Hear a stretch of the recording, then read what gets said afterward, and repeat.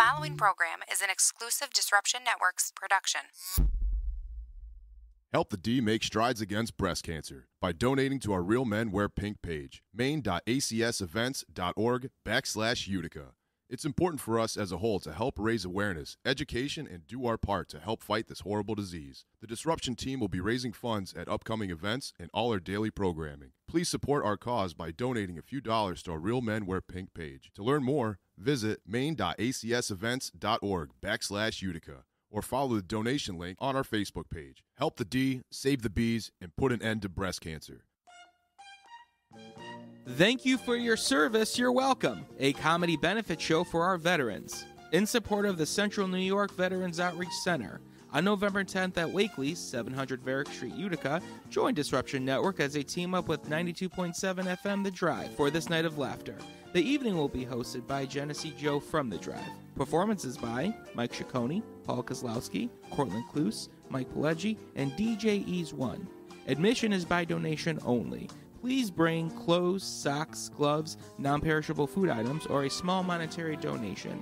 All donations will go to the Central New York Veterans Outreach Center.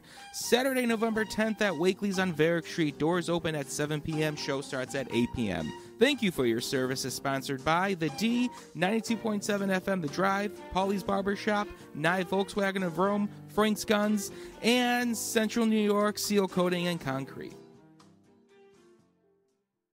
So you just bought your dream home, and now it's time to move. Let's face it, nobody likes to move. All the packing, unpacking, lifting, upstairs, downstairs, and broking everything, including your back. Let the professionals at EJA Moving Company take all the stress and pain out of your move. Competitively priced moving, relocation services, office moves, and complete packing and unpacking services. They work with everybody to make it simple and easy for you to move and relocate. Call EJA Moving Company at 315-335-0516. When it's time to relocate, have EJA Moving do all the work for you. Hit them up online, ejamoving.com. Hey, Disruption Network. This is Mike Sacco, the general manager at NYE Volkswagen of Rome. If you don't know me by name, it's only because you have not received the best deal. There's only one reason to leave Utica, and that's to come see me in Rome and get the best deal on your next new, pre-owned, or certified VW. Mention that you heard this ad from Disruption Network and receive $250 off your next vehicle purchase. You'll know why our customers say,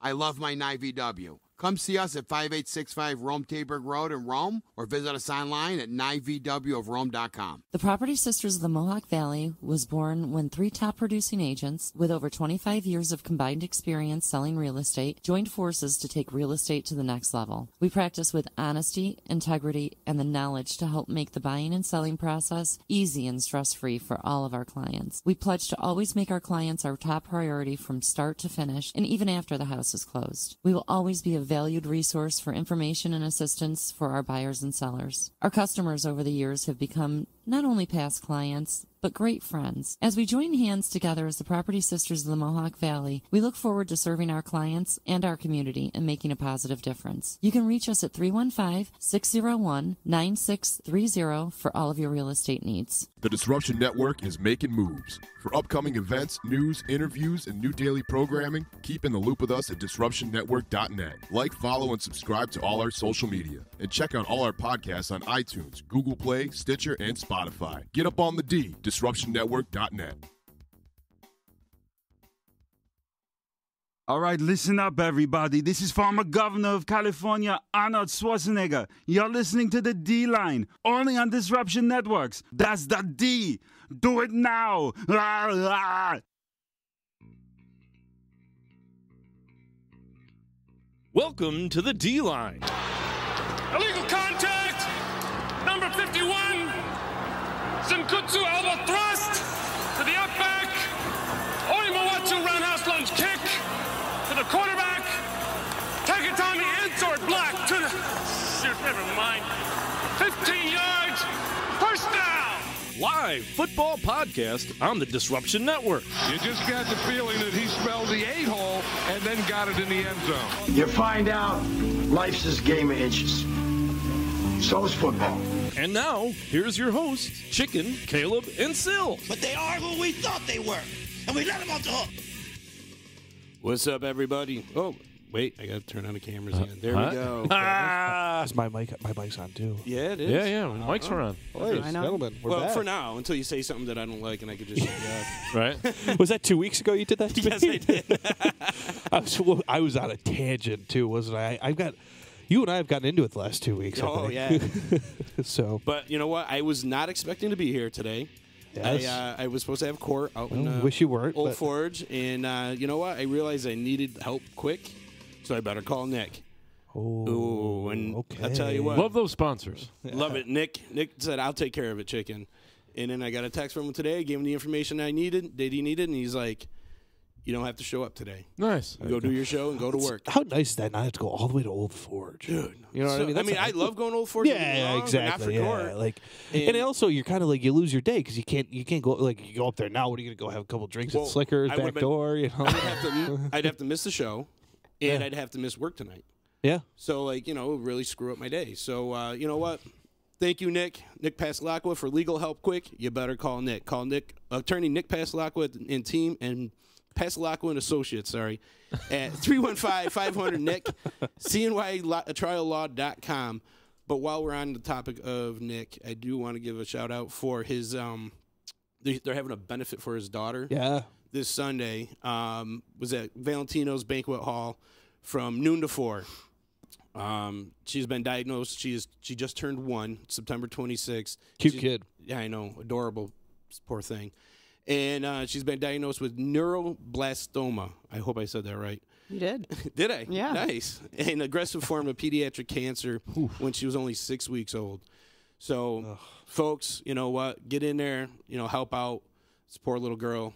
From what I heard she's doing much better. So yeah, that's what Nick news. said last time I spoke with him too. So awesome. Good. Thank you, Nick. And speaking of which, our guest here tonight, Melanie Francis from the American Cancer Society. Nice lead in there. Yeah, you like that? Yeah. I'm learning from Z. I'm picking up some of these things. Yeah. There you go. Well, let's just set the record straight too here, quick. All right, Jason. All right, they're not MAGA hats. All right, they're Real men wear pink hats. Real men wear pink. Yes. Those hats look awesome on you guys. They're pink. There's no red. Exactly. Don't adjust the color on your computer or your phone. That is a pink shirt that I am wearing, guys. Yeah. Yes, there you go. They're rocking it tonight. Look, all of them have the pink on. Tackle shirt. Yeah. Okay, we're here. We're here. We're live. Represent. Yeah. Yes. You're doing a great job. Except for your fundraising. Yeah, I know. We need help, folks, man. Come on, help us out.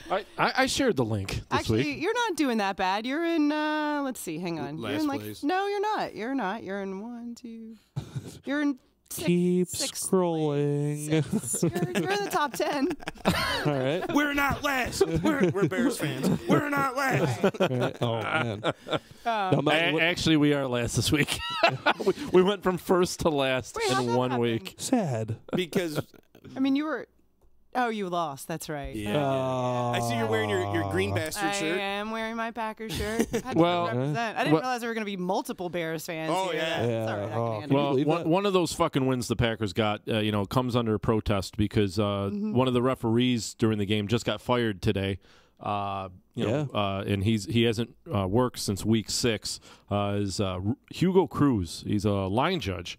And according to the NFL, he just hasn't kept his performance up to par over the past couple of years. He's been a ref since 2015. Fucking good. Hasn't been voted to work the playoffs, so they finally let him go. Yeah. So get him out of there. I call that Bears game under fucking protest. I fucking do. People are going back in time looking at every game this guy's done and like, all right, let's change the results. What was it? The Cardinals game? It was he missed a key false start in the Chargers-Browns game. The Browns. A couple weeks ago. Yeah, so. it's got to be the Browns. See, I like this, though, because we never see these refs being held accountable. It's good to hear about it, too. Yeah, and being publicized and be like, somebody got reprimanded for their shitty calls. And we see so many bad calls, and we never hear any more about it. How come when a player loses, right, and they have this crazy game and they lose, and now they're expected to go out there and do a press conference, and if they don't, they get fined. Yeah. You know what I mean? But then you get these refs that have these crazy bullshit calls, but they don't have to atone for why they made that call or what were they thinking. They have a representative that says it for them. Exactly, and they're always themselves. They're hidden. They're hidden behind that mask. I always make fun of my friends because they love Ed Hockley. Okay, and Ed Hockley's now retired. His son is. His son. love Ed Hockley. His son's now a ref, but I'll tell you something. Like that guy, he would get out there and explain these calls. There's mashups of it on Facebook and stuff like that are like great videos because the guy will get out there and explain these calls and he breaks it down for you. He explains. You know, a lot of people don't realize that when they review a play, either it's the call on the field is confirmed or the call on the field is upheld. There's a difference there. But do you remember Ed Hockley's? You know? There was actually a rule made because of Ed Hockley's. Yeah. Because I believe it was a Chargers Kansas City game where they muffed the snap and he blew the whistle before the guys could pick up the ball and recover the ball. And he blew it dead way too early. And that was a big issue. And I think it's still a big issue. These refs. I've seen that. I saw that last week. I can't remember what game it was, but I can't remember now. But I know it happened in the Giants game. It might have been. Yeah, it did happen in the Giants game where they picked it up and could have kept going, but the refs blew it, but they still gave the ball to the other team. But it's like, don't be so quick to blow the whistle. Like, let the play develop. I know we're, player safety, blah, blah, blah. But come on, that's part of the game. We aren't a player safety show, damn it. We want fun. Listen, you want to take the Bears game away from us. I want to get 2 games back. I want the Vikings game back, and I want. You're still crying about the Seattle game, right? Well, Hail Mary. Yeah, you're welcome. Can you even talk to Packers fans about that game? Bad. You've had a pretty bad go at it with some awful refereeing for sure. But we should have won the Vikings game, and we picked off what's his butt, and Clay Matthews got called for roughing the passer penalty. Poor Clay Matthews. Totally bullshit. That was my prediction too. Is I think after this year, Clay Matthews retires. Oh well, he's not going to get re-signed by the Packers anyway. So yeah, his stats aren't the same. Yeah. I mean, he's all right. But I think after these calls, the aggressiveness is taken away from the game, and I think like that's where his heart's broken. You know what I mean? I think that's the part where he's also not been that great the past couple of years. I mean, he's lost a step, and I mean, I've seen him whiff so many times, and you're like, dude. Sometimes it's time to just go out on top with the team that you were with your entire career. Right. You see a lot of guys. You see the thing in sports, and I don't know that feeling. I don't think any of us really know that feeling of not wanting to give it up. Mm-hmm. Oh, what a feeling! Yeah. So basically, for a guy like that, it's like, you might as well go out playing for the team that you played with your entire career. A Joe Thomas-esque type of league. Palomalu. Yeah, Brian Urlacher. Yeah, Brian Urlacher. He was a pretty good football player. Yeah. So, but yeah, I'm excited. I'm excited to. Like I've said on previous shows. We don't need to go too far down the ref rabbit hole again. But I'm excited with what the NFL has done this year with refs. I think it's gotten a lot better. I think we're not having to hear about it. I want to say that we're probably talking 10 minutes a show for 10 weeks last year, just about how idiotic the refs were. What a catch was! I don't miss those conversations a fucking bit. No, I don't. And like I said, it's good to see things are improving, things are getting better. It's also nice to see that. The reason I can say that they're getting better is because you'll see the play happen live on TV. Then they'll slow it down. They'll show you a replay, and you see that it's like, okay, you know what? Actually, it was good that they kind of bit their tongue and maybe didn't throw the flag or put the flag back in their pocket. Right. So that's been a good thing to see this year. And the consistency, like you would think when they would go to the England games, they wouldn't want to bring the ticky-tack play call, referee calls into that, but they still do. I mean, you watch the game this week, and in a questionable block in the back, it's still getting called. I don't watch that. I don't watch that shit at 9:30 on Sunday mornings. Okay, unless the Jets are good news. There's another one this week. that you're gonna miss. Yeah. Well, good. All right. Fuck that shit. All right. Don't move to the West Coast. Yeah. Right. I know. I was in Vegas 3 weekends ago, and like my mom's like, let's go to breakfast, and she's like, it's like 10 o'clock. I'm like, no, I have to go watch football because this is fucked up. The 8 o'clock game starts at 5? What? We're eating dinner and watching football? It's called Thanksgiving. Yeah, right, yeah, exactly. Wait, the Cowboys and Lions aren't on? Like, what is this? This past Sunday, the London game screwed me with my fantasy team because I was going in at 12:30 and checking, and somebody was Gordon was out, and I was like, what? He wasn't out yesterday. What the hell? And yeah, I missed that one. I was doing the Making Strides Against Breast Cancer walk. Yeah, that was. Goddamn NFL. Goddamn NFL. I was pissed. I was like, could you just not start these games at 9 in the morning? Come on. So how'd you end up being a Packers fan?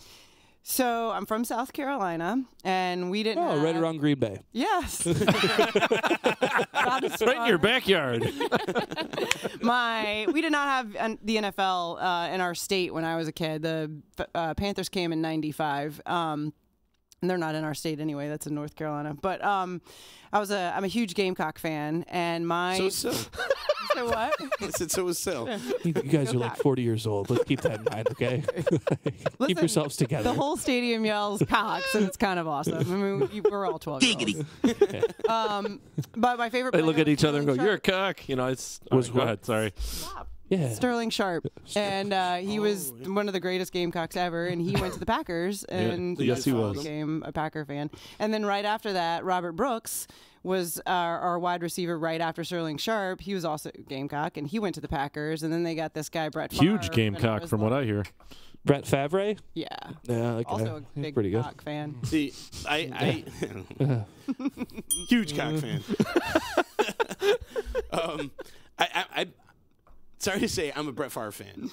I loved Brett Favre. I loved the way he played. Most Bears fans do. You know, even though he kicked our dicks in every single week, it was just the worst. But I love the way Brett Favre handled. If I could take any quarterback and put him on the Bears, I would have loved to put him on your Brett face. Favre. What was that? Are you talking about a priest when you were younger right now, or are you talking about watching Brett I know. Favre? Because he's.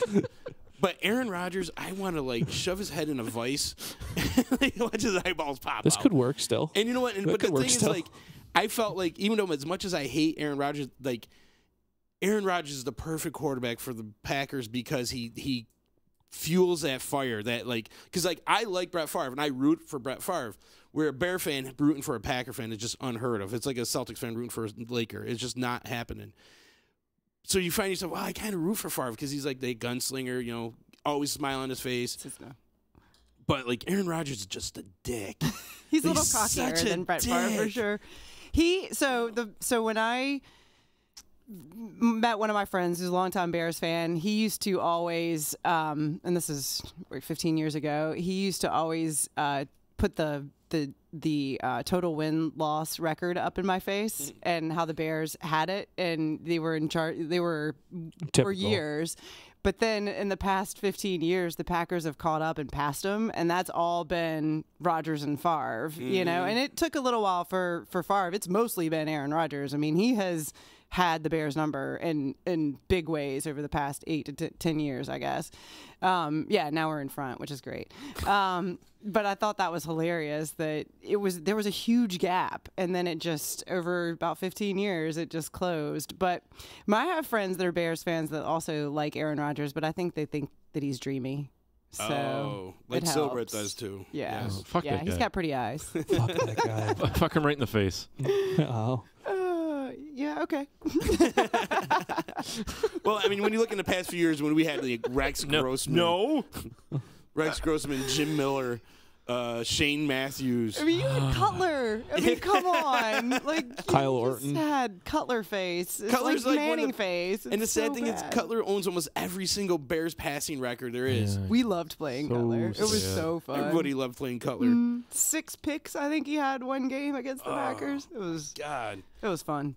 Speaking about throwing interceptions, what about Eli Manning? How's he doing this year? Not so well. Yeah, I thought like they were gonna fire him this week. I was hoping he's safe amongst all the Giants' fire sale that they're running now. Yeah, he's been fire sale is the right word in New York. Giants it's and Raiders. happening. It's happening, man. Well, let's start with the Giants. I mean, Eli Apple and Snacks Harrison. So Snacks Harrison was a free agent signing from the Jets. He's been really good at that. Yeah. I'm really surprised by that. That one, does. Into the goddamn Lions. He was. I'll tell you something. He was really good in New York. He was really good in New York. They just really didn't have with the Jets. I'm sorry. He was really good there, but they just didn't have a spot with the younger players that the Jets were bringing in and on the defensive line. So he moved along to the Giants, and he's played really well. And I mean, to put it with Matt Patricia, defensive coach, you know, I think it's a great fit for them. Eli Apple kind of surprised me because he was their first. Yeah, he's cap space, right? Well, I think that's more attitude. I think Harrison's the cap space. Oh. Harrison's cap space because he's the veteran. I think Eli Apple's still in his rookie contract. Oh, right. He's had an attitude problem last year. He got suspended a few games. He walked out of the locker room, didn't show up. So I think that happened again this year, and he was on it again. New coaching staff, so they're just cleaning away the problems. Even though the snacks, still don't. No, I don't think he was a problem. I think it's just simply a cap space thing. I think it's this gives us a chance this coming offseason to really go and make a lot to build like around Saquon and Odell. Saquon's good. Yeah, they got to make room for a quarterback. They have to. Eli's done. He's done. He's done. He's retiring. If they, I don't know what his contract situation is, but he's done. I don't think he will retire. I don't think he's smart enough. Got 2 Super Bowls. I think he has to retire. I think his brother will tell him. The smart move is to retire, but he's probably going to force the Giants to make a move, which is release him. His brother came back from a neck injury where he could have died or been paralyzed, and he came back and played a couple more years. The only thing I can and went to 2 more Super Bowls. And but he's also better. Oh, no doubt. Don't tell a Giants fan that. They don't believe it, even though they watch the games and they swear at him like they got Tourette's. I could see them. I could see him pulling like a. The Giants doing like a Tony Gonzalez type kind of setup where it was like, okay, it's the end of your career. Go and try to win again and go somewhere and see if you can try to win one more time. That's what they did for Tony Gonzalez at the end of his career. I mean, it didn't work in Atlanta, but I loved Tony. Yeah, me too. Yeah, He's good, just a good guy. So, I mean, obviously the ties you're going to hear, I mean, you really won't hear any other ties around Eli Manning besides Jacksonville. That's really the only place I could see him going is because of Coughlin, and it's because it's a warm climate. But him and Coughlin are so close. That's the only. I think it's either. I would, if I had to put a percentage on it, I would say it would be he plays 30% chance he plays for the Giants next year, 60% chance he retires, and 10% chance he plays for the Jaguars. So, I think he retires. I really do, but I don't know. Maybe go to Denver. They gave Case Keenum too much money. Yeah, I mean, you could go to Denver. They do have a quarterback vacancy there, John, don't they? And his brother just played there. What? No, well, they do, yeah. Chad Kelly tie-in. The pride of Western New York. I'm fucking... Did we wake you? Yeah. Hello, John. He's still dreaming about Aaron Rodgers. Yeah. He totally is. So Chad Kelly fired from the Denver Broncos this week for attending a Von Miller Halloween party at a theater. And I don't know what he was hopped up on, but he walked a couple of blocks. So after he got kicked out for an altercation with a guest, got kicked out, walked a couple blocks, got into somebody's house, sat on their couch, and tried to have a mumbling conversation with the wife and a child. The husband apparently was asleep in the next room, and the wife ended up hitting him out of the house with an aluminum vacuum hose tube. This is all real, folks. Yeah. This is John. John did a lot of research on this today, okay? So this is real. All right? I've seen reports where he tried to hold the kid, and that's only one. I've got no others tying to that, so it's like, I don't believe that one. What are you doing if your wife's in the other room? And well, he had to get asleep, up early in the morning. I saw an interview with the husband, and he's like, my wife told me about what happened. What time was all this happening? So, and then I guess he tried to get back to the party. But this isn't the first time he's been kicked out. He's been kicked off the high school football team. He's been kicked out of Clemson, then went to junior college, then went to Ole Miss and almost got kicked out there. Yeah. So he's right now he's running the trifecta. This is a guy. So. This is a guy too who was. They spoke highly about a camp. He had a very good training camp this year. I mean, he had 50 touchdowns in college. Yeah, I mean, he had the arm. He was the number when he got in trouble. He's a Buffalo boy. He's from Buffalo. When he got in trouble in Buffalo, he was at that point the 1 or 2 raked quarterback in the entire country. And for New York to even sniff the top 10 of best players in the country football wise is monumental. Well, his attitude is just terrible. From all the stories I've read about with Miss South Carolina and other stuff. So he better not end up back on another NFL roster. Before Colin Kaepernick. I'm going to say it out loud. Here's what's going to happen. He's going to go to rehab. He's going to go to rehab, and he's going to have a psychiatric He's already done it evaluation. Once. He's already done it once. He's done rehab once. Yeah, but this is a union-run organization, and they're going to say, we're here to help these guys like Emerson Griffin. You know, like he's going, like he's being evaluated, and they're going to monitor him, especially with the big emphasis on mental disorders. Yeah. Things like that, and which I think is the right approach. I mean, it's not like, it's not like he's beating up his wife. So from what we've heard so far, I don't give know. him time. I don't know. Yeah, but I mean, he could. Everybody's got goals, chicken. He could just be he could just be a dick, and when he gets drunk and just does dumb shit. I mean, Johnny Manziel, right? Yeah. Like, you get these guys. I mean, Chris Carter. Chris Carter was one of these guys, and he got sober. And he became a Hall of Famer. Yeah. It just blows my mind. It's tough to wrap your head around the idea that, especially given, you see the opportunity that's in front of you. Case Keenum's been fucking shit awful in Denver, okay? And he was going to be shit awful in Denver. We all kind of knew that was coming. It's the Ryan Fitzpatrick effect, okay? He wasn't going to be that good there. The Fitz magic. Yeah. And they're about to, I think the fire sale's coming in Denver too. I think Demarius Thomas are talking about moving too. So, Chad Kelly had the chance. They were talking about benching Case Keenum a few weeks ago to play Chad Kelly. And now Chad Kelly, ridiculous. And now Chad Kelly is not on an active NFL roster. And he has, as Silver said, he has the talent. Yeah. Said. I mean, look at Josh Gordon. Yeah, good point. I mean, just stop smoking weed for a little bit. And now you're in a state where it's legal. But you can't do it anyway. I know, right? Yeah. It's like, oh man. It's I don't know. It's just with some of these guys, especially at Chad Kelly. You learned your lesson once, and also too, like, I don't hold it anything against him because it's not his son, but like, I also think there's a certain respect that you have to pay that if you're using the Kelly name. All right, it's just the same as if Dan Marino's nephew was in the NFL. There's a certain mystique that comes. Yeah, it's like around that name. You have something to live up to. I mean, it's just like if you want to step into those shoes, act like that person. Right. So, like, if Romanowski's kid comes in and starts spitting in people's faces, right? Right. Then it's understandable. Yeah. Maybe that's the problem. Maybe he can't. Yeah. Maybe the pressure's too much. That's a good point. I mean, Jim Kelly. Jim Kelly's the face of Buffalo right now. Really. I mean, there's really not really much happening in Buffalo, and Buffalo over the last few years has rallied around his cancer. Apparently, there's a lot of fucking going on. Well, yeah, Buffalo's not that great, but they really rallied around that. Really rallied around Jim Kelly. Who was that guy? The guy that left Buffalo. What was his name? Oh, yeah, who did say Jordan that? Matthews. Jordan, thank you. Yeah. But I don't know. It's very sad to see it, and I mean, hey, let's just spit this one out here quick. That's a first. Does Chad? Giggity. I almost yanked the goddamn headphones out. Does Chad Kelly maybe go home? The Buffalo? No. Why not? Well, he's going to have to serve a suspension first. Why not? He's going to have to serve a suspension. That's just too much drama to already, if he locked. I'm not talking this year. No. Why would you? Why would you? Why wouldn't you? You got your quarterback you drafted first round. You have Peterman.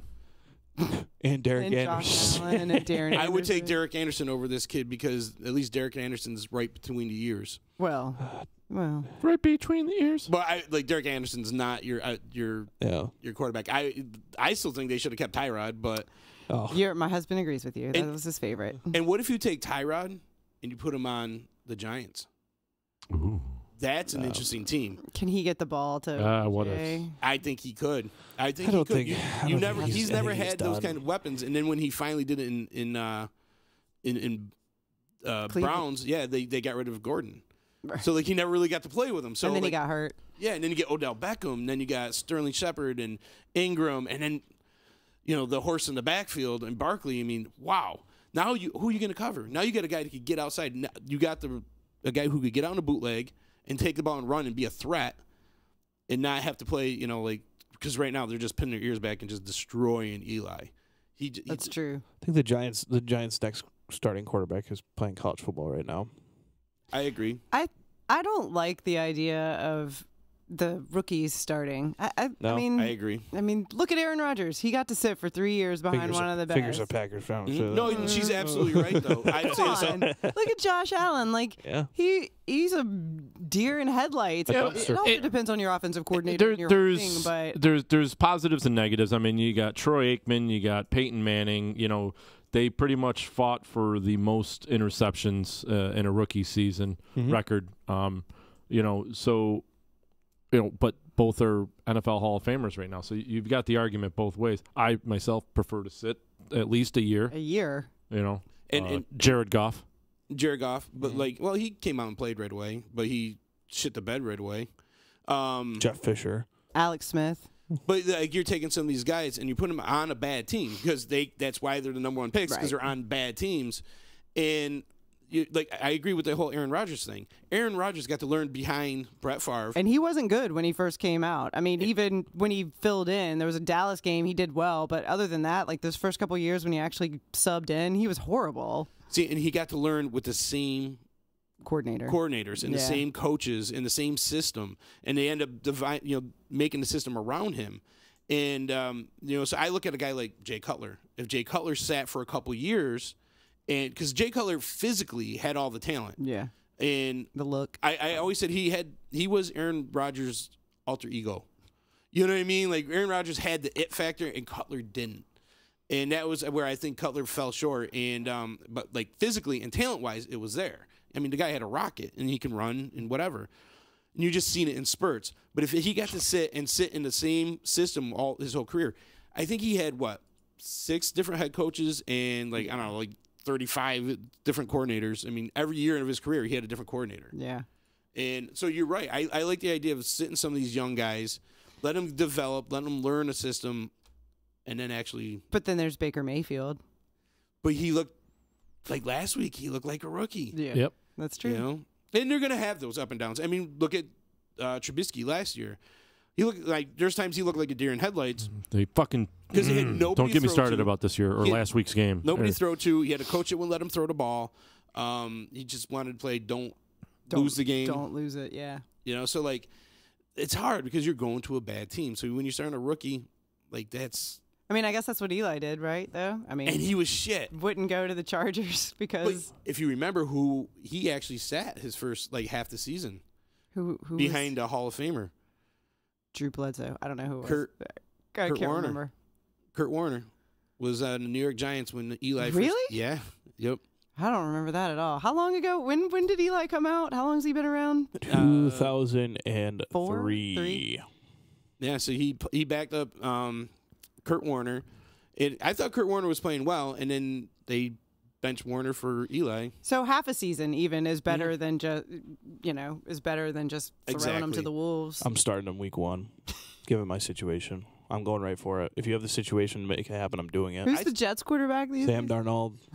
That's what they went with week 1. I think it's a confidence booster for that player. I think it says that we believe in you and go for it. But it depends. Again, it is obviously has to be the situation. If you see Darnold had a good training camp and they went with it. So I think it gives him a lot of credit. Whereas I think it makes you start as a 20 or 21-year-old kid or 22-year-old kid. It makes your mind start turning when it's, I was drafted this high, and then the pressure starts to come. And if you can do it, then I think you do it. But if you have the ability to have a Brett Favre there, I think the Aaron Rodgers pick. If you remember when Aaron Rodgers was drafted, Aaron Rodgers sat in the draft room. They thought he was going to be the 5th overall pick. No, they expected him to be 1 or 2 first. Aaron Rodgers lasted all the way to 22. So what that says to me is the Packers were like, well, duh. They literally were like, okay, well, here's best available. I mean, he was good at Cal, so it's here it is. Okay, let's go best available here, and we'll just see where it goes. It's a why not pick. It was even dude. He was expected. It was between him and Alex Smith, who was going to go first overall, which was to the 49ers, which is where Aaron Rodgers wanted to go, because he was a California boy. So it wasn't like, we'll just throw dust into the wind here and see what happens. No, 30 other teams. They knew Brett Favre was getting old and a little long in the tooth. Developed the kid. That's why they traded back in to get him. Yeah. And Packers they live and die by the best available. Even if it's you have when you're good, you can afford to draft the best available. Right. You don't have to draft by need. You can draft by. Yeah. The past couple years they've been drafting by need because their defense has been shit. But I'll tell you if Ted Thompson was around and when he was around in Green Bay, if he had taken Aaron Rodgers and Coy Detmer was the starting quarterback, Aaron Rodgers is playing week 1, and it don't matter. All right, he would have the 3 years. Yeah, he got the 3 years. It was great to get the tutelage, but if Coy Detmer's there or any other marginal quarterback that ever played in the NFL, he going in. He's playing. It's the same. It's the same effect. You're looking at the New York Jets. Yeah, but you're the other assuming option is Josh you're McCown. assuming you're going to have the same Aaron Rodgers. You're assuming you're going to have that same. You're not going to have the same Aaron Rodgers, right? Because now that, but you have to do it. He's going to go out there and he's going to throw the dumb mistake picks, or he's going to like run when he's not supposed to, and not slide because he doesn't know better. Right, and it gets hurt, like we've seen. RG3. Look his career. Yeah. I like the idea of being able to sit. If you have the luxury of being able to sit, of course, yeah. Right, but I mean, if you're taking somebody first pick, you got to. You want to protect that investment. You know what I have. You know what. It's an investment. You know what you would have done this year if let me give you put it in this scope here. If you're a Jets fan, right, and you just traded 3 picks, all right, and next year's first round pick to go up to 4 to get this quarterback. And then you're going to come into camp and you're going to say, okay, you do the open competition thing, love it, good, do it. But you're going to sit there and tell me that you're going to start Josh fucking McCown and Sam Darnold, the guy who we sat there on draft day and fucking cheered and hooted and hollered for, and you're going to tell me you're going to start Josh McCown? No, give me what I want. Now that to me as a fan says, okay, well, here we go. Here's Mark Sanchez again. Well, that's or you're thinking, well, this year's done. Yeah, we're not doing anything. We're not winning this year. Why buy a ticket? Right. Well, the Jets could say that for a lot of years. Yeah, right. No kidding. Yeah, I know, right? Especially that stadium too. Yeah, it's so fucking big. All right, so we had another coaching firing over the weekend.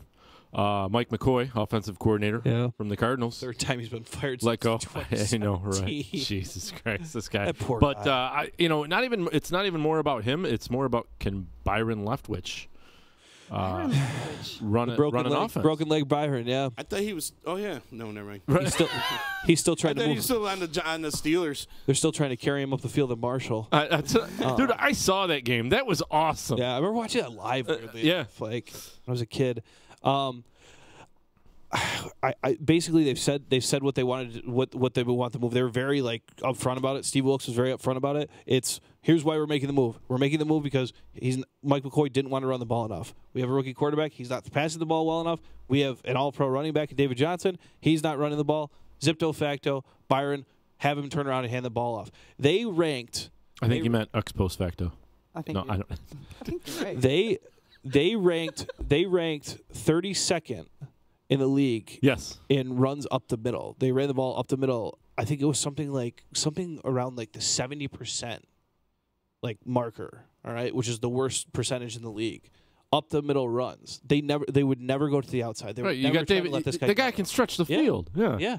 And from all signs saying in the runs that he's had this year, he looks healthy. So it was time for a change. I mean, Mike McCoy was a very, very good quarterback. I mean, you got a rookie quarterback, but you really you got a stud, running back. You got decent wide receivers. Yeah. You can't put it all on the QBs. They went through a little bit of a fire sale themselves. I mean, they let the Honey Badger go. Tyrann Mathieu. Yeah. He's over at Houston. He just got the game-winning interception last week. Yep. And then I think that was a money thing. They let. I like money. Yeah. They let all their quarterbacks go. Right. They had 0 quarterbacks on the roster at the beginning of the year. I mean, David Johnson. What? I only Sam Bradford, no good. He's on my fantasy team. No, and he that's hasn't who they done picked up. anything. I know, right? He's been he hasn't had a chance to get going. I think and really get back into the offense. So, I mean, and they should have a good defense. That shouldn't be the Cardinals. Patrick Patterson did ask for Patrick Peterson. Sorry, did ask for a trade.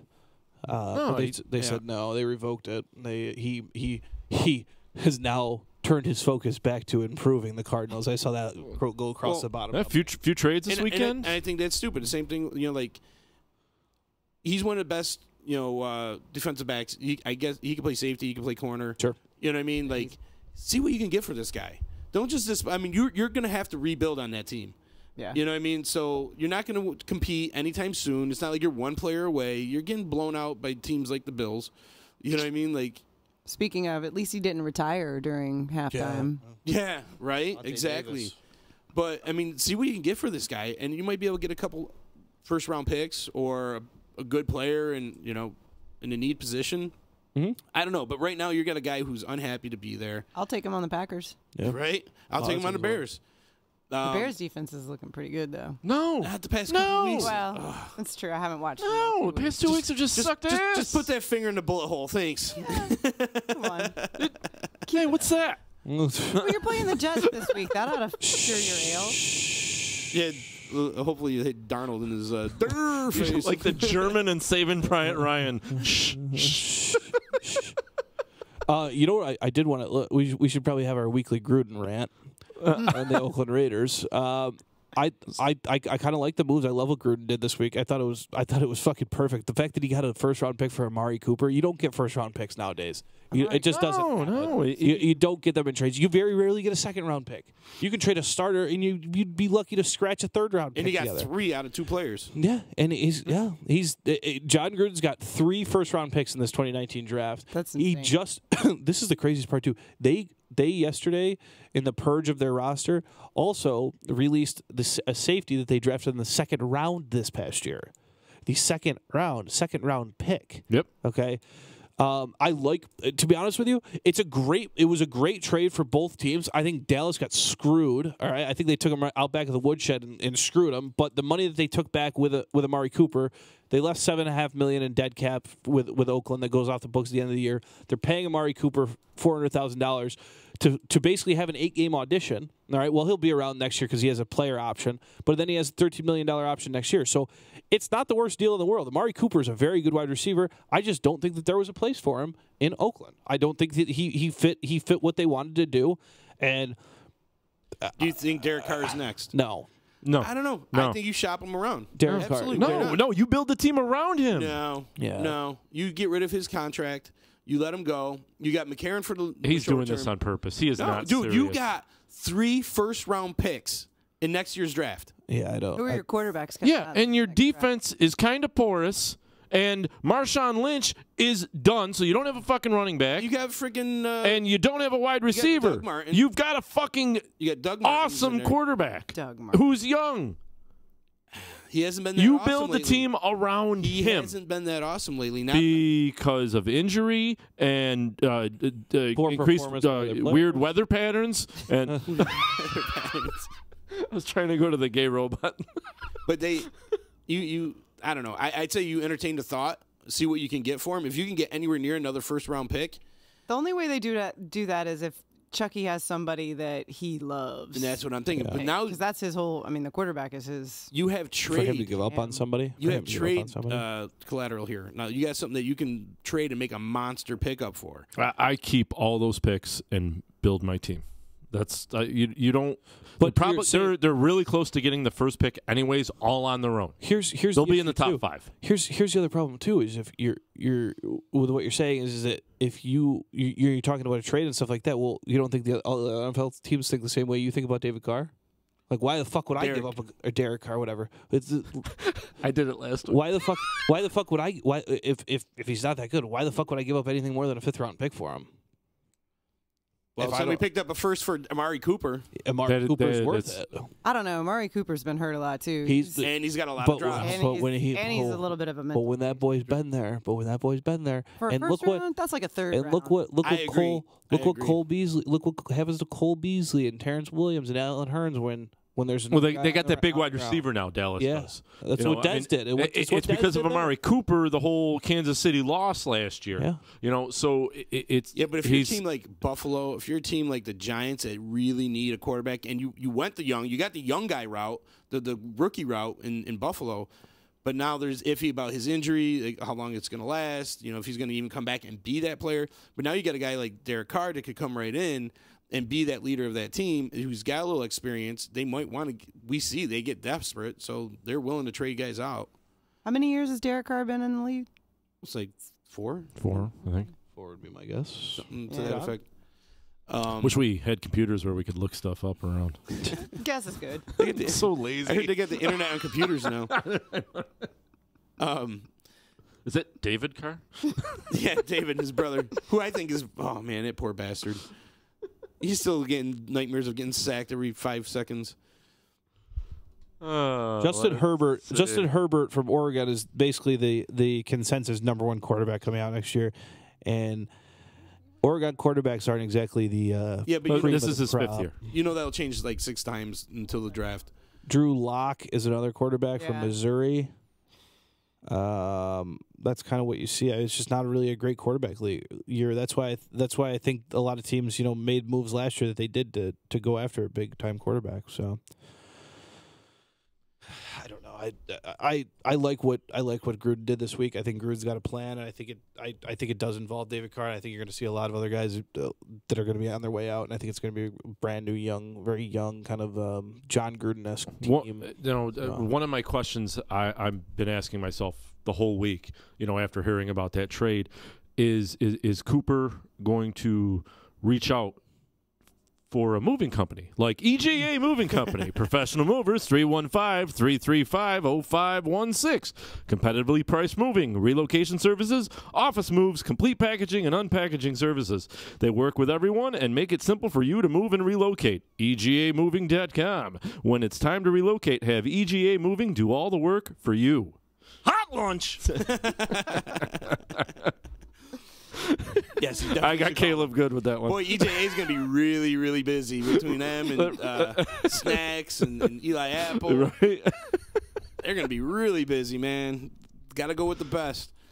But, a lot of movement. I was shocked to see, Eli Apple.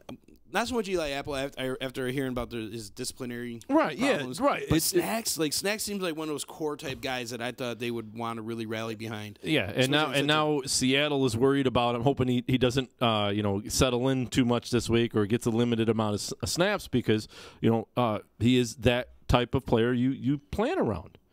So it is really weird to see New York let him go that early. Next to almost nothing. I know. They got a 5th round pick for the guy, which just seemed really, really crazy for me. But maybe they're trying to go Gruden-esque, kind of tear it down. Again, like you said, it's a financial move. So then, at least you got something for him, and you don't have to worry about his salary. Well, what I look at, it's like, okay, when you got a team with a good foundation, like building, like when you're restructuring a house, you got a good foundation. All right, well, we just got to add a few things here, and we're good. I thought you were on priceless inspections there. No. Good leeway, though. But when I was about to walk away again. When the foundation's ruined, you got to bulldoze that motherfucker and just start over. And that's what they're doing in Oakland. That's what they're going to do in the Giants. And I think that's right. That's what they did with the Browns. I mean, the Browns got rid of all their good players that that had high contracts. Good players. Right. Terrell Pryor and some of those guys that aren't relevant now. But Pryor gone. Right. Yeah. That's what I'm saying. He's out of the league. Wait, what the hell happened there? So the Jets needed a wide receiver because they were a healthy wide receiver this week. So I think it was kind of he only had like 200 and something yards and a couple of touchdowns. I think it was more or less a way to just be done with it and not screw him. I think it was a way of saying, okay, he's healthy, or he's come out and he said he's healthy. The Jets openly admitted too that he was back to almost being the point of healthy, but they were hurting so bad at wide receiver that they had to go out. They signed Rashard Matthews, who was with the Titans for a while, who was very good with the Titans too. And I personally, I remember when Rashard Matthews was really playing well about a year and a half ago, he was a really good player. So I don't know if there's much of a fall off between these two players, but from what I hear, Terrell Pryor might be kind of the whoever loses on if Demaryius Thomas gets moved, or whoever lost on the Amari Cooper sweepstakes. I guess that might kind of be the answer. It's been a couple of days, so I mean he's obviously cleared any type of waivers, so he could get picked at. Could he get picked up for the practice squad? He was out. No, because he's got too many years of service. You can't be on the practice squad if you have a certain amount of years of NFL service. I know they dropped a lot of the the rules around that, but. Well, I mean, what they probably would, he would probably join a team that is probably wide receiver needy in probably a week or two. I don't think it's going to be anytime soon. I think let's let the trade deadline kind of shake out this coming week, and then he'll probably see. Okay, I mean, the ball's in his court. He's going to have teams coming after him. So it's kind of okay. Let's find the best fit for us for the last 6 weeks of the season and beyond. Like, okay, if I mean, Aaron Rodgers. Name one. 2 weeks ago, name one wide receiver that played for the Green Bay Packers. You can't, because that guy with the number exactly. They're about as known as we are. So like I swear to God, if you watch that game, Geronimo Allison, who I learned about maybe a month ago, who's been really good, was the only guy in that game, and I think he might have been hurt for that game too. So I don't even know who they were starting. Adams, Geronimo, and Randall Cobb. Yeah, Randall Cobb. They were all out. Yeah. So like it was. That's a place to go. Wide receiver for the Green Bay Packers play running back too. Yeah. No, just Ty Montgomery. Yeah. And like, Randall Cobb ish. Yeah. Kind of. But I hate that play. Randall Cobb. He played it. He did it well in college, but he's not successful with it in the NFL. The Wildcat with. I mean, I don't like that play. Some of it I just don't. I get where you're doing, like, putting the guys in the playmakers' hands, but like, man, you're almost giving away it's not going to be a pass, and if it is, it's going to be a shitty pass. Right. You know what I mean? Like, although I think it's way more dangerous than Aaron Rodgers back there. Yeah, of course, I do too. I mean, don't take it out of his hands. No, why? Absolutely not. Why would you do that? I mean, the guy can run. He can pass. I mean, yeah, that's just stupid. Hopefully, going to have his knee brace off this week too. Yeah. He's going to be running for his life this week. Who are they playing this week? The Rams. Oh, and that's going to be a shootout, too.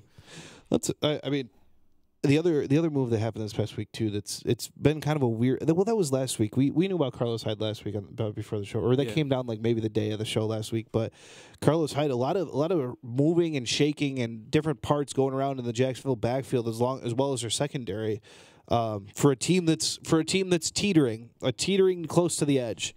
Close to the edge of what happens. Last week, Blake Bortles gets benched for Cody Kessler. Yeah, who's Cody Kessler? Cody Kessler has never won a game in the NFL, but has started about 12. Right. Really? He was in Cleveland for a while. Cody Kessler also, not a lot of people realize this, but Cody Kessler was the backup for a while at USC, at University of.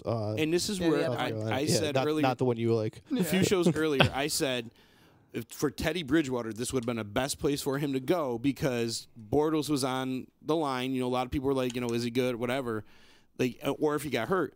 You're not going to come in for right. Teddy Bridgewater would step in as the starter. He wouldn't. Blake Bortles wouldn't come back this week like he is. Right. Yeah. You have a guy. He'd make it hard on the coaches. That's why I said it made more sense for Jacksonville to go after Teddy Bridgewater than it is for. Sometimes people are just Saints. Fucking stubborn. The Saints. I mean, you're never when was the last time Drew Brees got hurt?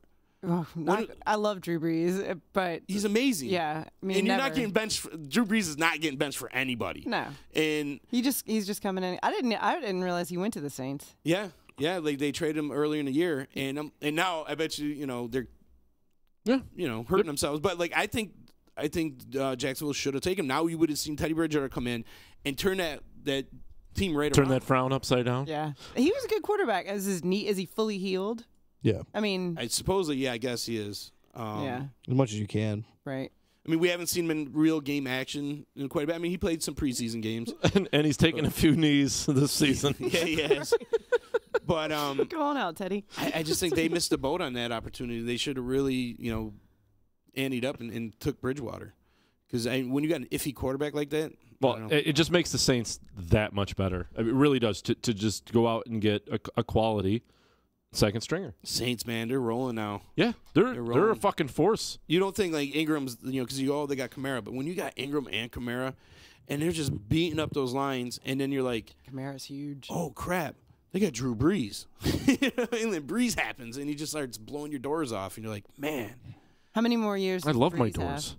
I think Brees could play 4 next year. Oh, I think Brees could play 4 years. He's next year, dude. Next year is probably no. He's.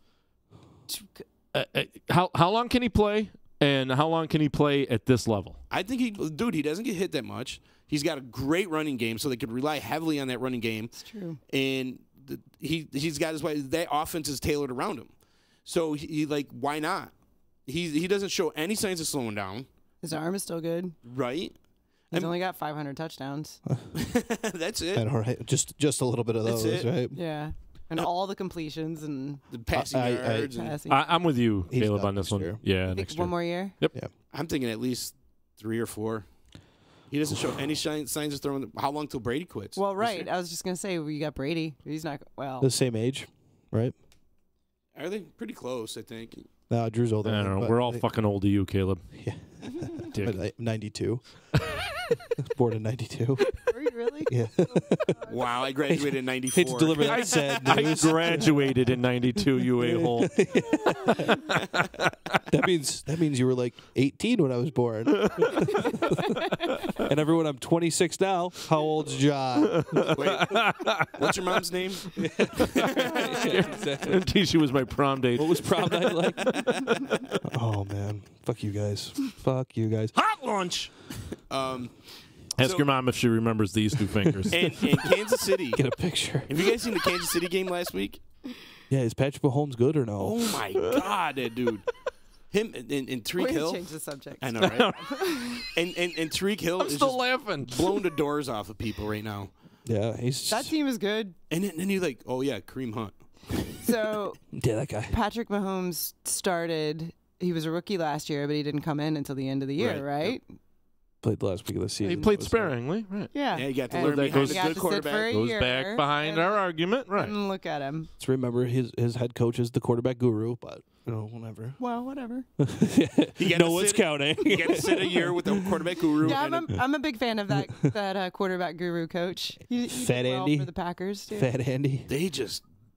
they look like a well-oiled machine. And then That everyone's Packers talking- coaching staff was quietly nasty when Andy Reid was there. Nobody realizes that. Well, like yeah. the disciples of Mike Holmgren are like, if you ever get a shit like on Mike Holmgren's Wikipedia page, you can look at it like his coaching tree. Yeah, but that Oh goes yeah, out- they that had goes it. out- Yeah, it was like on it. those motherfuckers that were in Green Bay with Mike Holmgren. It But was back like, that up a little bit more. That's the part of the Bill Walsh yeah. yeah. Oh, coaching tree. Right, it really is the San Bill Walsh Francisco, coaching yeah. tree. Yeah. It does start from that. You go Yeah. to the Bill Walsh. It's Well, kind of but like, the- yeah. like the Bill Parcells coaching tree. Then you got the Bill Walsh coaching tree. Right. And they're just both like amazing. Could I now one question I do have from last week's football game, just switching gears here quick before we get into our picks this week. Now, did you guys did you or any of your friends when you were watching the game last week, did anybody get a video of you when Kevin White caught his first pass in NFL history and got fucking It's not his first pass ass in NFL planted? I history. know it wasn't, but it seemed like it. Got his fucking ass planted at the goal line, and then Taylor Gabriel looked like he didn't even know what football Dude, was. I was so pissed. If he throws a fucking block, that's a touchdown. If he, instead he's sitting there watching him struggle, He does this. and he's like, "Oh, here, let me try pulling you in, dude. Throw a fucking block. Just get in his way. Be a speed bump. Something." I wish I had been there. I could just hear John going, "No!"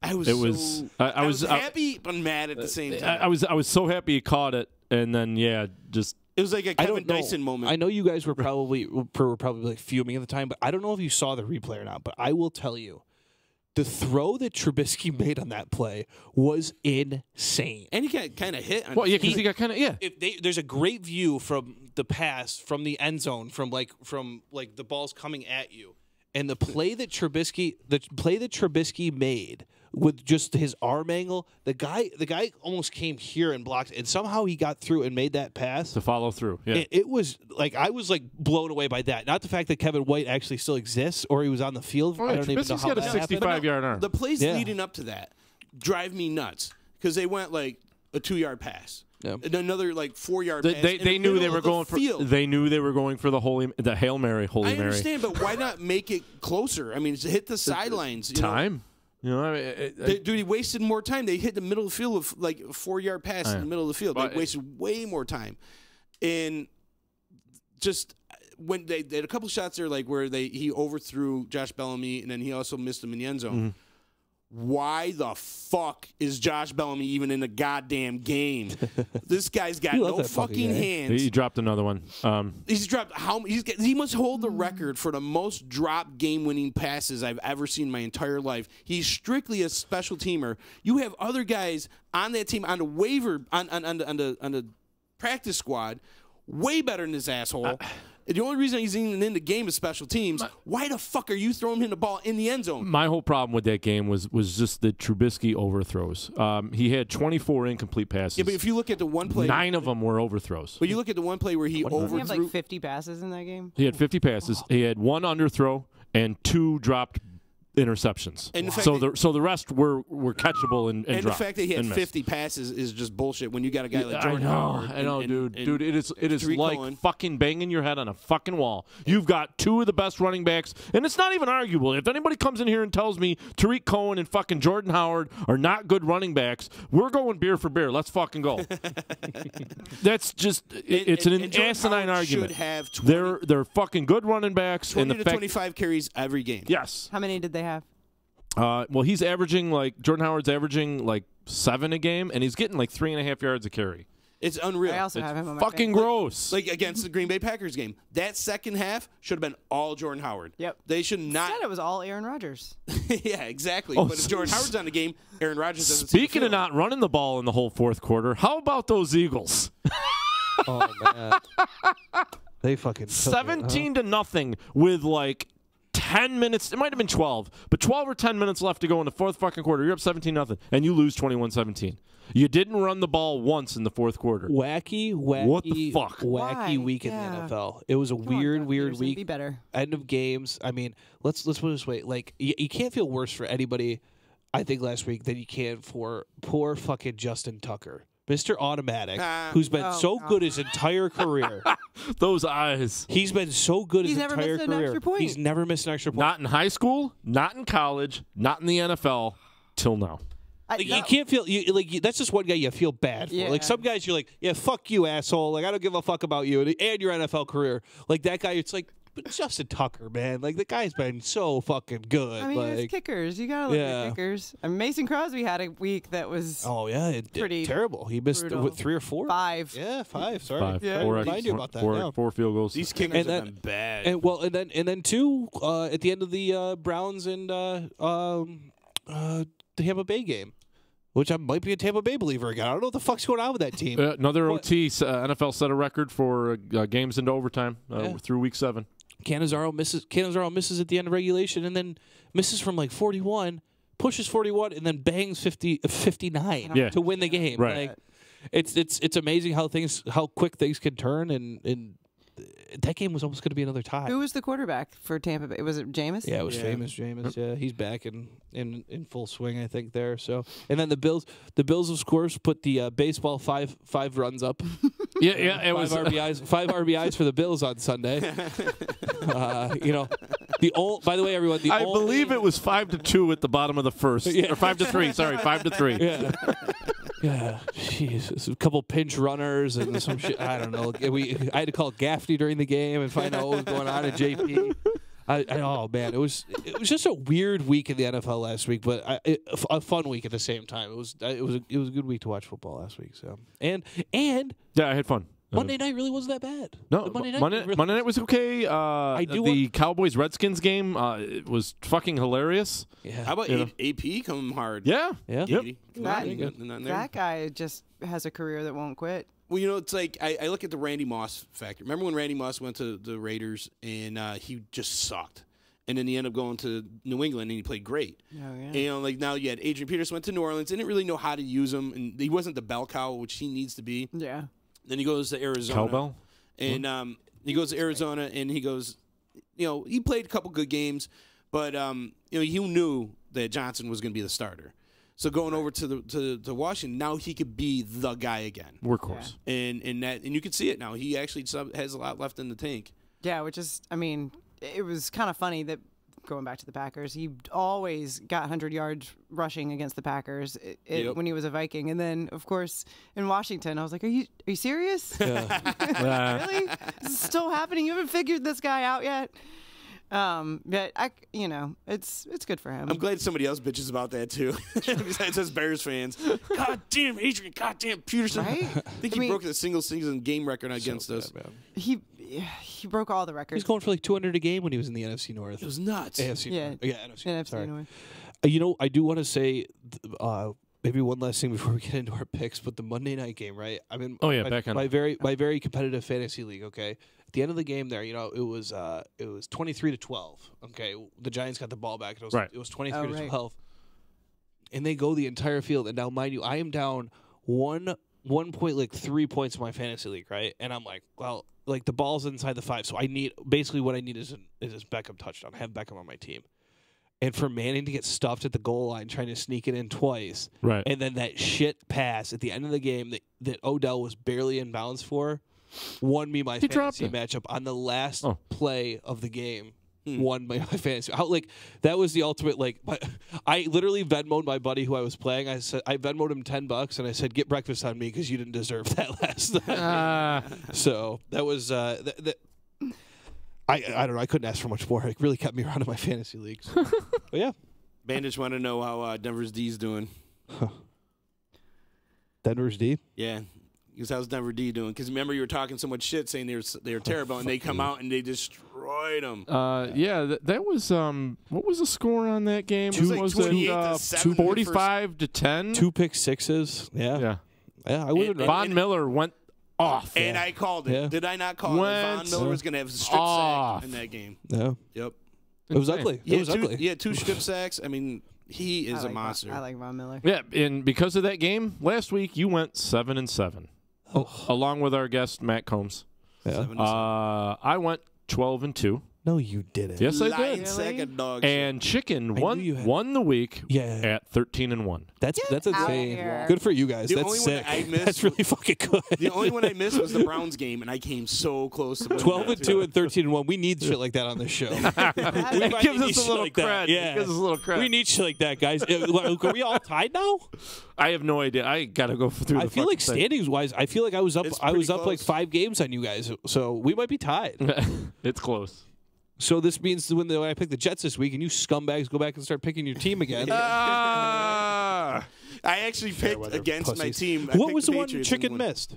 The Browns. The Browns game. The Browns. I missed. That sucks. I missed the Miami. That would have been sick. I missed the Miami game as well as the Browns game. But I thought it was a standalone for picking Carolina over. Oh, sorry. Yeah. No, it was. Where are the fucking picks? There we go. What did I miss? Chicken, you missed the Browns game, and then I missed the Browns and Eagles game. Go ahead and read my list off. I'm kidding. No, dude, that's way too long. So let's get into this week. Sure. Let's start off. Favored by 7.5, the Texans take on the Miami Dolphins starting tonight. And if I'm correct, Albert Wilson is out on IR. Oh yes, he is. He is done. That's a week too fucking late, in my opinion. Yeah, it's like 2 weeks late. He was a great pickup for them too in Miami. Now, who's under center tonight for the Dolphins? Is it going to be? Is it Osweiler? Is it Osweiler? Yes. I thought I saw that last week that it was going to be him.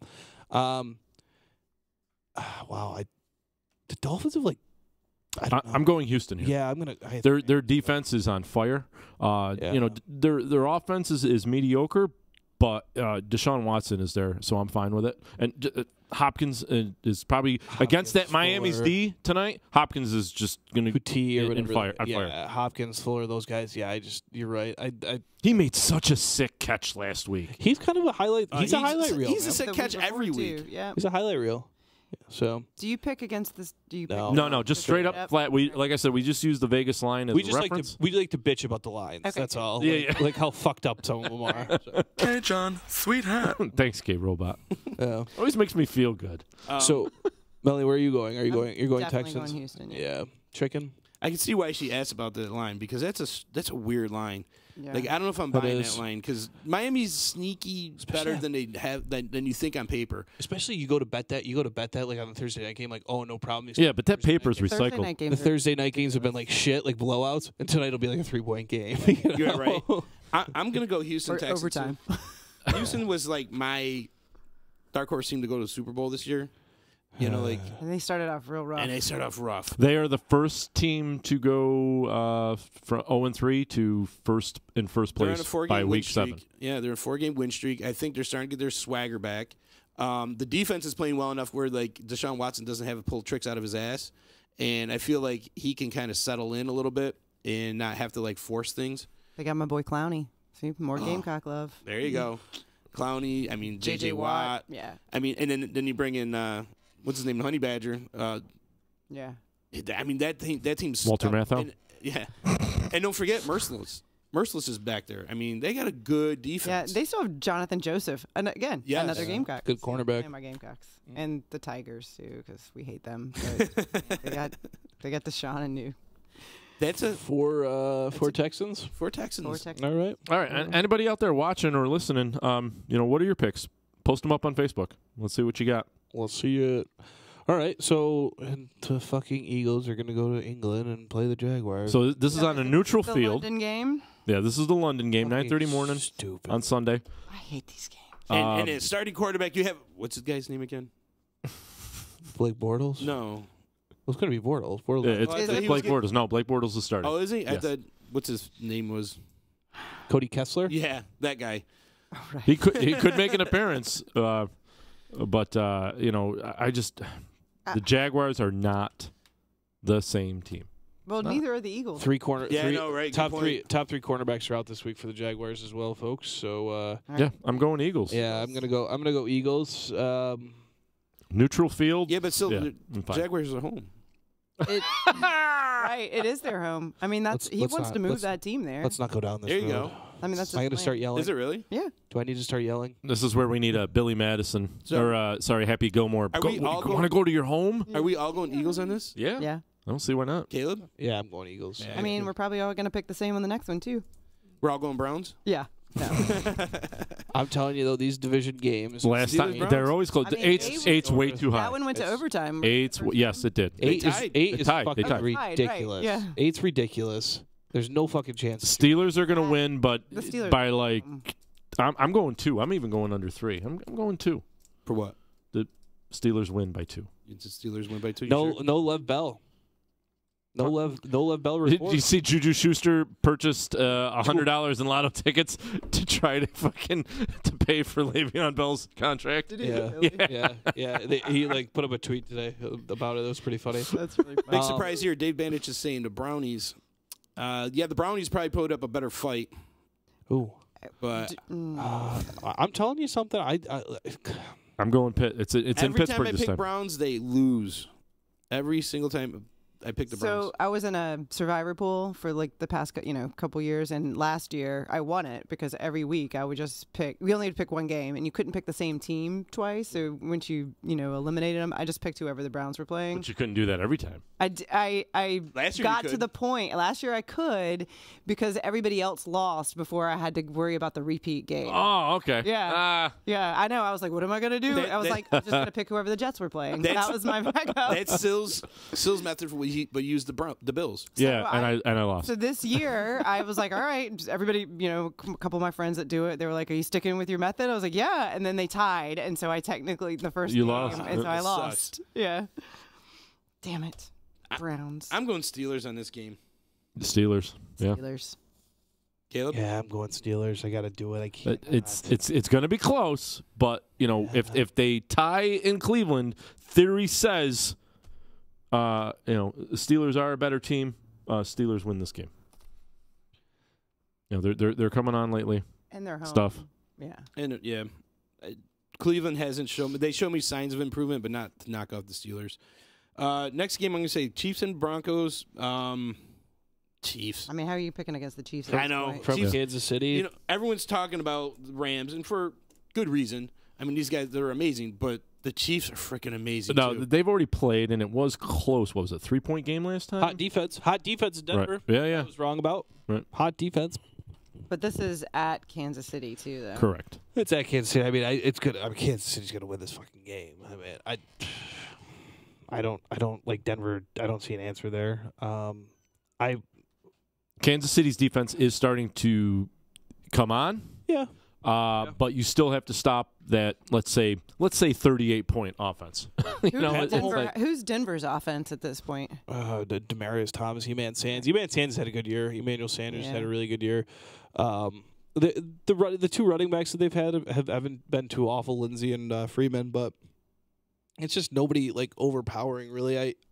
Pat Mahomes has thrown. Let me get this right. Pat Mahomes has thrown six 3-touchdown halves. Jesus. This season. Holy crap. And the Bills have only thrown 3 passing touchdowns. I can write that down if you need me to. No, I got it. I got it. You can look. All right. It's your John Sobrist stat of the day. Yeah, I saw that on Twitter the other day, and I was like, oh shit, like that's a good one. We need to collect that one for the show. So yeah, that blew my mind. Pat Mahomes has been everything and more that they could have asked for out of him in Kansas City, and I don't think it's going to change this weekend. And I will go with the Chiefs. Just so you know, we all feel better. The Browns haven't won in Pittsburgh since 2003. Wow. So. Wow. Well, so we all feel good. Tell me who the starting Dave Bandich posted that up for us. 15 years. Wow. Who was the starting quarterback in 2003? Was that Tim Couch still? Yeah, or Kelly Holcomb, probably something like that. How do you even remember that? Tim Couch? I mean, the fact that they've had like 30 quarterbacks. Yeah, that's true. The jersey, the infamous jersey. It's funny. He's like, so it's time for Cleveland to win. My only fear is that if they win, it keeps Hugh alive. No, it definitely does. Hughes also kind of quietly this week, if I read the article correctly, has been taking a lot of credit for like getting more involved in the offense. It almost seemed like a little bit of undermining Todd Haley a little bit. I don't know, like the reports and stuff like that this week. So we'll see what goes on there. So maybe he shouldn't. You know what I mean? Right. Yeah. All right. Well, you guys want to talk about it? So as far as we're concerned, the game of the week. Yeah, the game of the week comes from you from the Windy City. Soldier Field. I'll go first. Just in case you didn't hear it the first time. We're inundated by green teams over here right now. Right. Yeah, but the Jets stink. So I'm picking what? the Bears. The Jets. Wait. Can you repeat that, please? Just a little louder. I couldn't quite hear you. The Jets stink. Oh. No, the other part. Oh. I didn't know what team you were going for. I just couldn't hear I'm not pulling for them. I just think they're going to win. It is completely different. I don't want them to win. I want the Jets to win. Change your pick now. It'll happen. Change your pick. Change your pick. No. Damn. Who are you picking? Oh, this is easy. Going with Bears. the Jets. Going with the Jets. Really? Yeah. I think the Jets. I genuinely think the Jets win this game. I mean, as what Still said. The one thing that plays into the Jets this coming week is that Mitchell Trubisky is overthrowing receivers. The Jets need that because they're very banged up in the secondary. But I think the Jets. One of the things that's very underrated about the Jets is they stop the run very well. All right, and they stop short passes very well. All right, so hopefully there's no run in Chicago. Well. What I'm talking about is in team. Is the guy who played off his face last week at Trey Burton. All right, so hopefully that little problem can be stopped. The Jets linebackers are pretty good in coverage. That's one thing that saves them. Jets, as far as offense goes, we'll see what Sam Darnold shows up. It depends on what There's no defense in Chicago either right now. Yeah, but the Bears are going to score 31 points whether you want them to or not. So the race to 31. That's a lot of points. Yeah.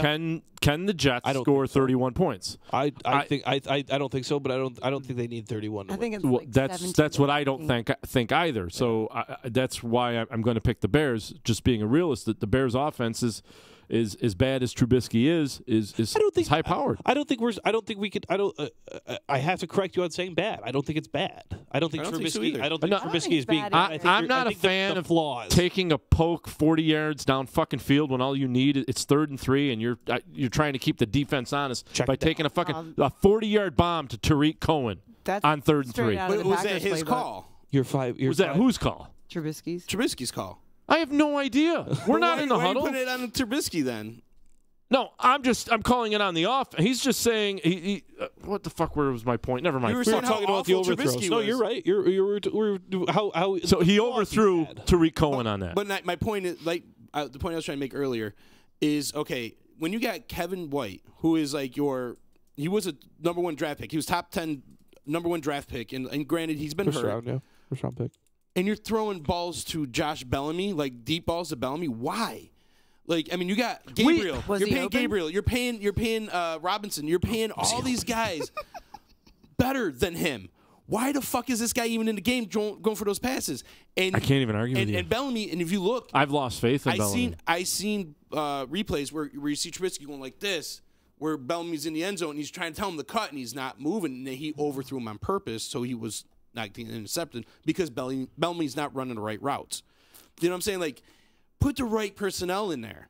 Put the right personnel. Like, throw it to the right guys. Don't throw to the fucking guy that should just only be out on special teams. You have other wide receivers. I was really surprised he made the roster. I really was. Exactly. When he was a rookie, I pulled for him. You got this Wims kid that's on the practice squad who's 100 times better than Bellamy. That Wims and you're kid. throwing to Awesome. this guy. He shouldn't even been throwing the ball. Yep. And I call that on the coaches. Not putting the right personnel out there. I don't know. A lot of that, I blame the game on the coaches there. We should have been running the ball a lot more. Yep. The defense, I don't know what defensive plays they were calling there, but they seemed wide open. They seemed disoriented again. They didn't know who was supposed to be where. There was no pass rush. This game will you're be picking close. The Jets? No, I'm going with the Bears because the Jets are that much worse. This game will be close. The mistakes that were made last week by Sam Darnold that hopefully can be corrected. The mistakes were made turning the ball over inside your own 20. Yeah, the Jets did have weird miscues. Jets have 17. You'd see the kickoff, and then Jets offense trots out of the field, balls to the 20.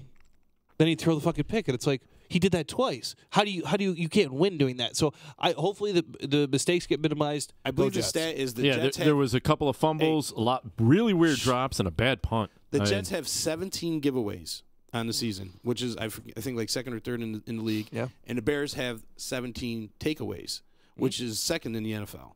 So I think that right there says a lot about how this game could very well go, and especially if that pass rush for the Bears gets going with Khalil Mack. Yeah. On a rookie quarterback, I think that's where you're going to see the biggest difference. But how's the Jets defense? Because I thought they were pretty good too. They're decent. Pretty good. They're decent. Front seven's Depends good. Like I said, front seven's good. The secondary is really bagged up right now. So we'll see. See what. So decent in the front, terrible in the back. Yes. Is that your mom calling?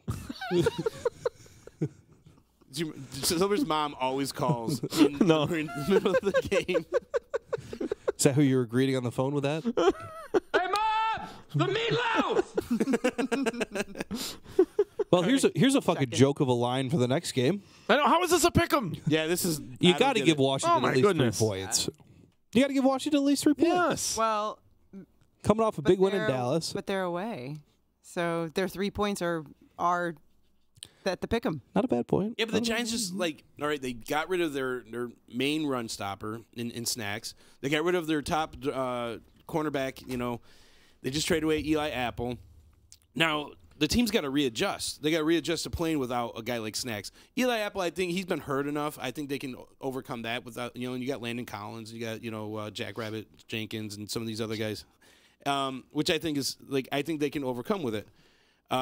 Not having a Snacks going against Adrian Peterson, that's going to hurt him. That's going to gouge him up.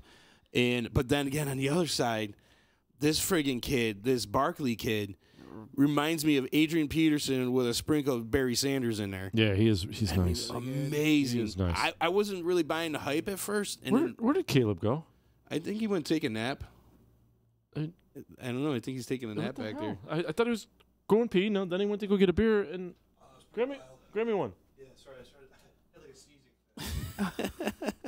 But that's where I think that's going to hurt the Giants the most is losing that guy in the middle, the run stopper with Adrian Peterson there. The Redskins defense isn't that bad either. No, I mean they beat up my quarterback pretty good a couple weeks ago. I think the Giants are toast. I do too. I think they know they're toast. Yeah, I think they're just kind of like.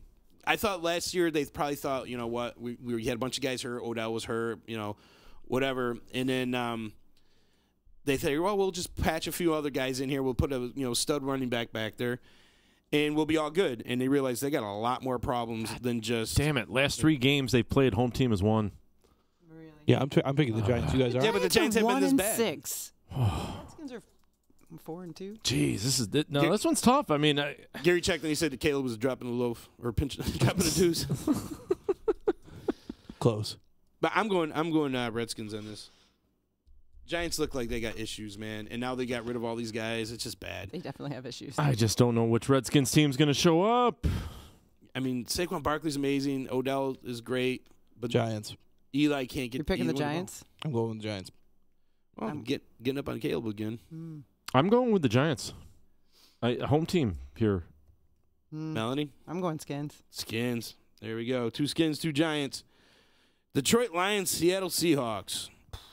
I'm going to go with the Detroit Lions on this one. Interesting game in Detroit. I think Detroit's finally starting to get a run game going. They just picked up Jenkins. I don't know if he's going to be ready to go, but, I mean, you're talking about a run stopper. He doesn't have to, like, acclimate himself too much to the team. Just go in there and stop the ball carrier. Like, I think he could just fit right in. I can't figure out Seattle. I mean, I don't really think anybody can. Right? Like, is Russell Wilson? What He's still there. I know, but I mean, I know. I have him on my bench. Russell Wilson I versus think I Detroit dropped him Lions, this week. I was like, you know what? Enough of him not getting me any points. He just who's he throwing the ball to? Right. That guy. Doug Baldwin, like Brandon Marshall. Brandon Marshall, even has there been a sighting of him yet? He played pretty well week 1, but not much after that.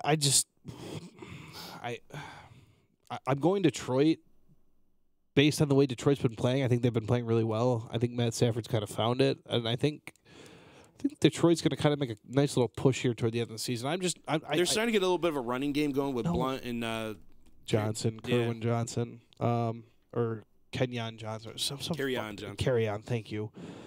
It's Kerryon Wayward's son. Good one, John. Anytime. That was great. Who are you going with? You want to make your pick here, buddy? I'm just delaying. I mean, you're looking for the argument. What you always do. You go with our guest, Melanie, first. I figured, chivalry and all that. Yeah, cool, John. Yeah, no, I'm going Detroit. Yeah, fuck her. I'm going Detroit. Can she pick outside the division? Yeah. Or inside the division? Yes, I picked the Bears. True, that is true. I think. Can you believe that NFC West though? You've got the Rams at 7-0, Seattle 3-3, and then 1-6 Arizona, 1-6 San Francisco. San Francisco's better than their record. Correct. I feel. Correct. Record, but they're still shit. Yep. I think so. Saith their record. I think we will see a Seattle make a move or two this week too, with maybe a couple of their players, with the trade deadline getting closer and trades in the NFL becoming a little bit more. Who they got left to trade? Right. Players on defense. I mean, Earl Thomas could move. How old is he? He's hurt, and he's like 80. Yeah, he's hurt. They got a few Ken Griffey Jr. cards they can trade. I'm an idiot. Yeah, I'm an idiot. Yeah, no, he can't be traded. I'm sorry. That was the whole controversy. I'm sorry, everybody. Yeah, he wanted to be, right? Mm-hmm.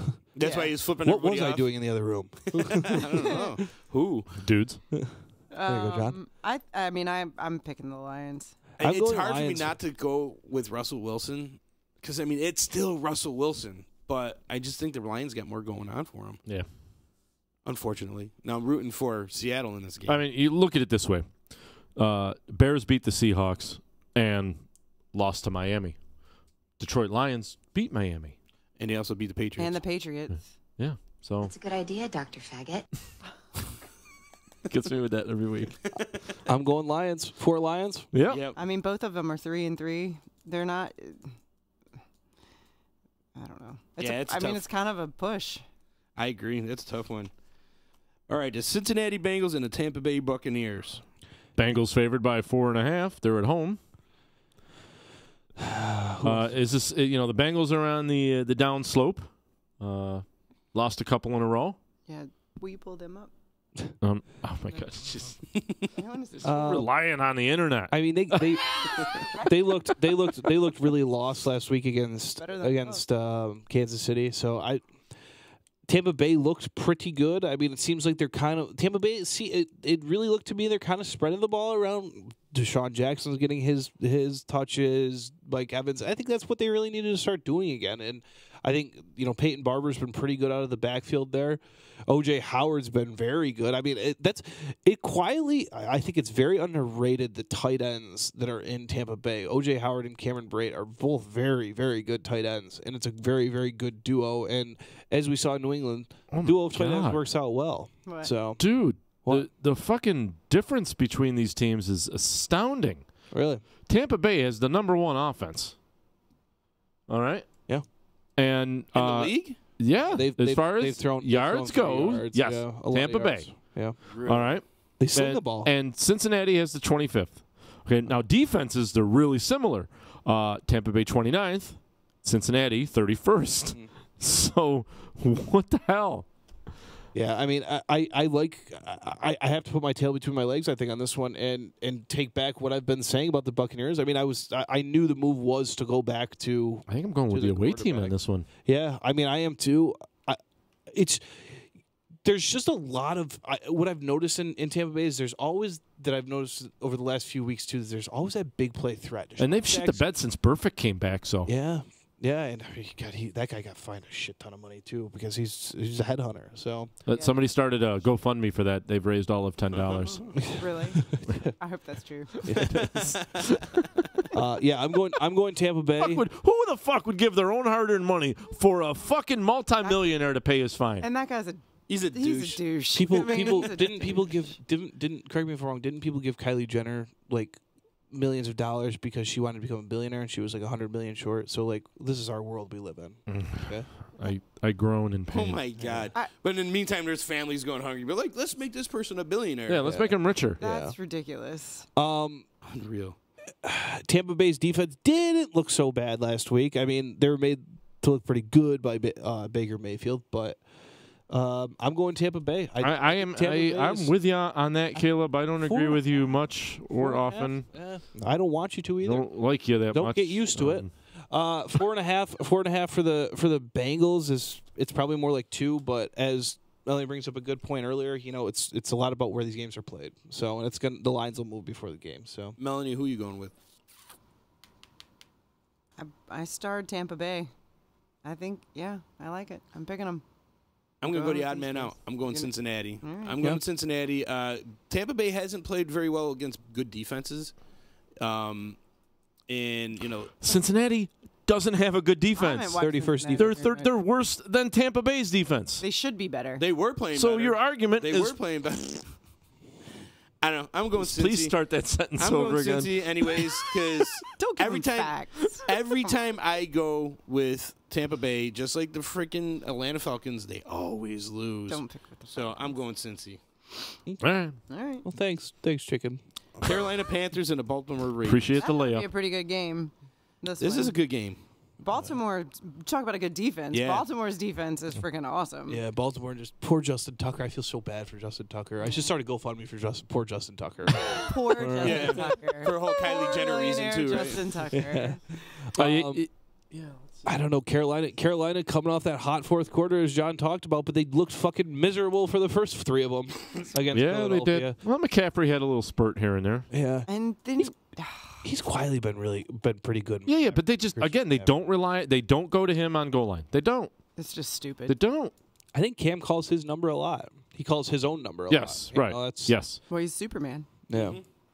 Good to see. Unless it's a fumble in the Super Bowl, then he just leaves it alone. Right. One of my kryptonite. It's not mine. One of my favorite players. It's good to see him back because he's been dealing with injury the last 2 years. Is Greg Olsen back at tight end? Yeah. Touchdown last week. A touchdown last week. That was cool to see. I'm so glad the Bears got rid of him. Yeah. I want to throw this pen right through your eye. Ham sandwich. I know, right? That was such. That's one of those fucking GMs trying to put his own stamp on the team. That was just stupid. That was a Mike Martz deal. They signed Mike Martz, and he was going to create the new. Well, that's the year we hired Phil Emery. It was Mike Martz's decision. He didn't want to play with a tight end. He wanted to use more wide receivers. So Olsen's a fucking wide receiver in a tight end's body. Blame Mike Martz on that one. Yeah, that was stupid. So who are you guys going with? This is tough for me, man. I actually watched quite a bit of that Baltimore New Orleans game last week, and I like, as you guys know, I always shit on Baltimore because I feel like they're never on TV and nobody ever watches them. But Baltimore looked pretty good. I mean, Flacco still got it. Flacco. Yeah, Joe Flacco. This is a tough game. It really is. Do you want to come back to it, Caleb? I mean, anybody got an argument for me? I got nothing. I'm going Ravens. I really am. It just because they're the number 1 defense in the league. They're gonna give Carolina fucking fits. Two coaches that been and when Cam gets in fits, he has bad games. So that's it. There's my argument. That's a good argument. So that's easy for me. And they might not win by a lot. 2's probably right around the mark. Not a long trip either. So trip to Carolina. I mean, listen. You talked me into it. So I The one thing too in Carolina too is if you really stop and you look at their roster and stuff, there's not that name that like is like, oh fuck, like that's like kind of what Amari Cooper's doing for the Cowboys. Well, you got Funchess, you got DJ Moore. They got good wide receivers. Mm-hmm. So, but I just feel that the Ravens defense is better. Yeah, I think that's a big factor. I'm going to go Baltimore. I fucking hate that I know players on Carolina. I don't like Carolina at all. I don't. Yeah. I don't either. I hate Cam Newton. I'm not a fan. I'm not a fan. I hate the way I hate the way he he's a cheater. He is, and he's like when he did it in the Super Bowl and like didn't go after that fumble, and then he pouted. Yeah, then he pouted and he get all whiny, and every time they lose, he gets all like whiny. When he win, he's like all cocky. He says dumb things. Yeah, he bothered. See, I'm going back to 2002 when they beat the fucking. Oh no, that was the Eagles. Jake Delhomme at quarterback. It was Jake Delhomme at quarterback. There you go. The Bears were heavily favored, and Carolina beat them in the playoffs. See, I liked Jake Delhomme back then. I thought he was a good, sling from the hip type of guy. Yeah. So Kerry Collins was their first, quarterback out of whatever. And we were talking. You guys mentioned this earlier. Pickup lines. So. Those were pickup lines. Yeah, listen. People's moms use. So, Kerry Collins, I lived in Columbia, went to the University of South Carolina, and Hootie and the Blowfish would always do the Monday after the Masters charity golf tournament down there. And they do it in Myrtle Beach now, but it used to be in Columbia. And all these football players and golfers and musicians and whatever would come in and play in this pro-am, and they would do a party the night before at a bar, and I was there, and Kerry Collins is there, and he would come down to Columbia a good bit because it's only like 90 miles from Charlotte, and he was a big drinker, partier. This is before he got sober, or quit drinking. I don't know if he's sober, but he comes down and he's wasted at this bar at this party, and he comes up to me and my girlfriends, and he's huge. He's a big dude, 6'5", and he's 7.5 inches. Right, maybe 4. I don't know. But he comes up to us and he does this little thing, like look at me like this, and he goes, "Hey, ladies, I spit him out like a Coke machine." And we were like, What? Kerry? Yeah, and we just turned away. Harry. And we're like, "You're." I spit him out like a Coke machine. You should have turned around and said, "What do you mean, interceptions?" Should have. Damn it! Could I go back 15 years, 20 years? Kerry. Yeah. Kerry. It was horrible. There's your pickup line of the night. That's great. Yeah. It didn't work. Spit him out like a Coke machine. I think Michael Irvin's going to use that one. Oh my God. And I hate the Collins. Panthers, so I just can't ever. I'm not picking them. So Baltimore's all the way around? Yeah, I'm going Baltimore. Wow. Oakland Raiders and Indianapolis Colts. Yeah, I'm going to DVR the next 2 games. Ooh. I'm going Indianapolis Colts. I am too. They're pretty well. I like what they're doing. The Raiders are on in shambles. Man, this week's gonna suck. Falling apart, huh? What? This week's gonna suck. What? Just for watching games? Yeah. Well, there's a good 425 game. Come on. Okay, that's gonna be a fucking shit stop. Are you talking about Vikings and Saints? Yeah. No, that's the Sunday night game. Oh, here it is. Vikings and Saints can be a good fucking game. Like this is rematch of the playoffs. Anyways, this for me, like I guess you have to go with Indianapolis because I mean, obviously Oakland's kind of mailing it in at this point. Well, again, like I said, they just put Lynch on IR. Yeah, but his career's Luck has over, been. I mean, yeah. Andrew Luck is playing well. Yep. Yeah, he is quietly Yeah. in Indianapolis too. Nobody's really too terribly concerned about Indianapolis now. On that little thing that they call in front of you, that little computer thing, can you pull the injury report up for Indianapolis and just see? Because big, if Jack Doyle's back, T.Y. Hilton's back, Adrian James is hurt. Adrian James, Marvin Harrison won't play this week.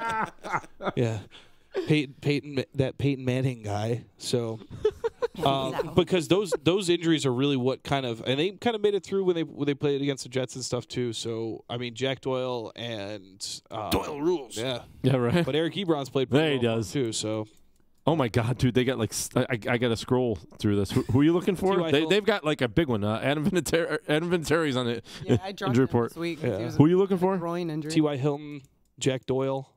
Jack Doyle, tight end, questionable. Okay. So he's a big piece. Limited practice on Thursday. Ebron's played well, so that means he probably plays. So, yeah, I'll go Indy easily against Oakland. And 3 points is probably good for me. Yeah, I'm okay with the 3 points. Be good with 3 points. Yeah. They're gonna go play. They're gonna go play on the baseball field out there in Oakland. Anybody going? Anybody? Field. I hate looking at it. Anybody taking Oakland? No. Crickets. I didn't think so.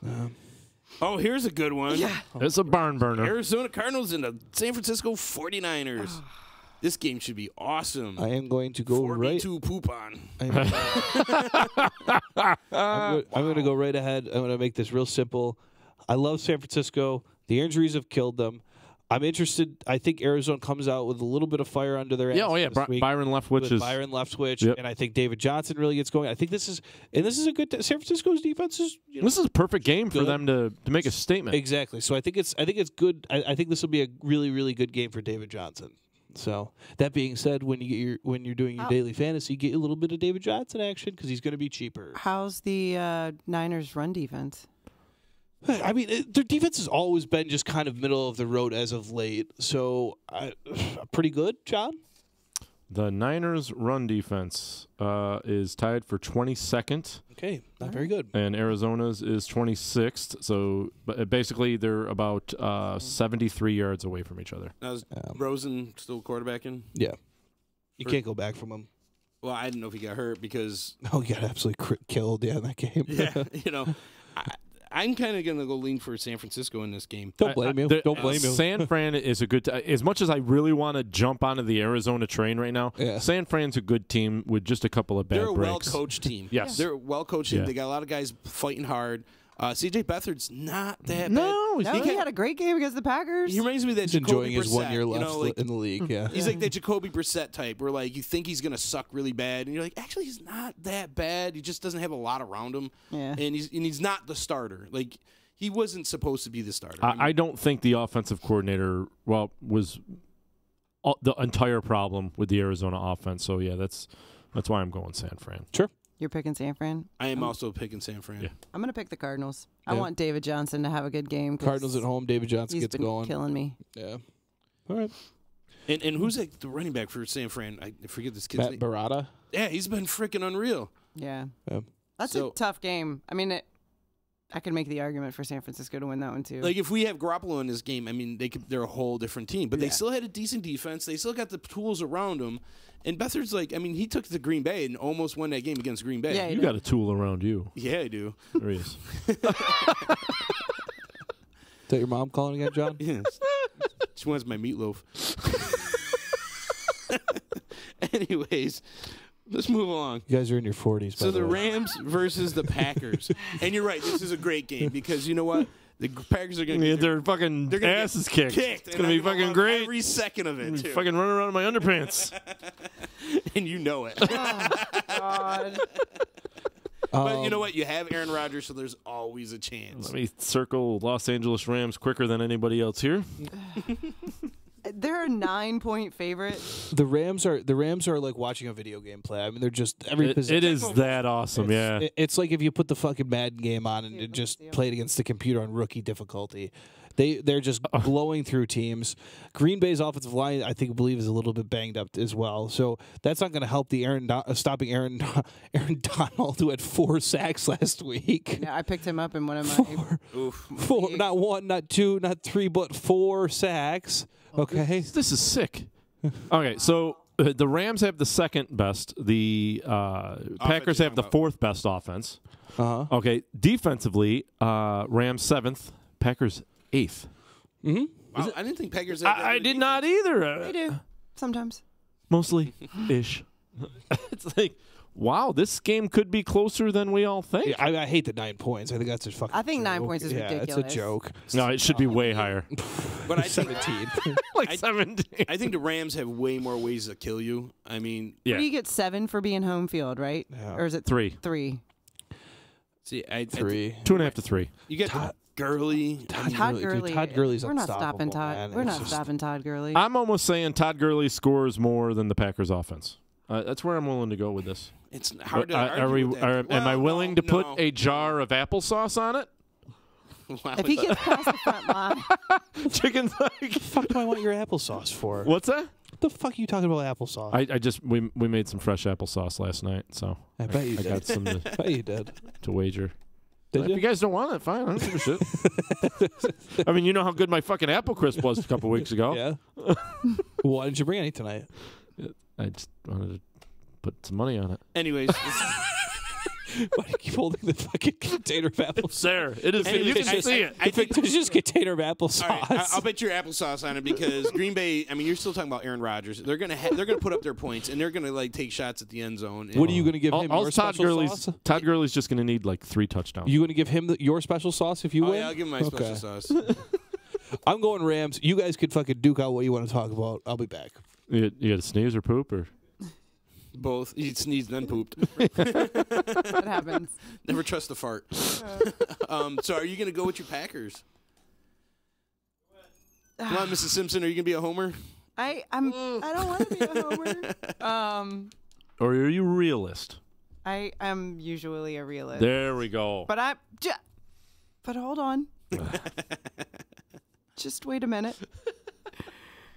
I gotta process this for a minute. Excuse me. Cheers, there we go. Crap, this is hard. Yeah, right? It's not nearly as hard as, picking the Bears and the Jets was easy. It's a tough one because it's definitely going to be a shootout. You know what? I'm going to be a homer. Nice. I've been wearing the shirt. It's my team. I don't want them to lose. Now it's going to double suck. At least if you were a realist, you'd be a winner either way. I know. That's why I picked the Patriots last week. I'm like, oh, they're going to beat the Bears, but you picked them? I picked the Patriots. I picked the Patriots as well. I'm a realist. It was tough, but yeah. And it actually ended up closer. It was a pleasant surprise to see it come down to the last throw. Play. That's why I wasn't disappointed. I'm like, oh my God, we were this far away from just tying the game. You know, it's like you still would have given Tom Brady an overtime maybe to kick your dick in the dirt. Yeah, Bears could have got first possession, and we were scoring at will almost. The Rams have to lose at some point. They do. They're not going to go. Yeah, it could be next year for all we know. They do if they play like the Saints or something. Right. Well, they'll play. When's Todd Gurley retire? Right. This is just a random one-off. This isn't a division versus division thing. Like, they're not playing everybody in the NFC North. Why are we playing the Rams? That's bullshit. Why did we have to play the Patriots? Damn it. What kills me is we play the Patriots. Have to play the Patriots. We play the Patriots and the Rams in a few weeks, so it's like, I don't know shit. The NFL schedule. Play the Rams too? Yeah. Oh. Play the whole West. So maybe that is a division thing then. I guess it is because we're playing the 49ers and the All right, because we played Arizona already and in Seattle. Okay. Yeah, so we are doing it. Shit. No, I'm going with it. I'm keeping them. Screw you guys. Hey. Stubborn. She's got balls. Let's do it. I'm going to come back next week with my victory picks. Nice. So we're going to have the Minnesota Vikings versus New Orleans Saints rematch of the For the playoffs, I say the Saints are pissed. The Diggs Miracles catch. I say the Saints win this one easily. Vikings are favored by 1. I don't get it. Yeah, but they're playing in a dome. Don't care. They all play in domes. They both play in Don't domes. care. They play football. The Vikings looked pretty fucking good last week. Piss pumping. But they got the shit beat out of them by the Bills. So who do you, what team is going to show up? The Saints went to the number 1 defense's house and kicked their dick in the dirt. Yep. By 1. Yeah, I'm picking the Saints. Also, because fuck them. You cannot tell me the Vikings are as good as the Ravens.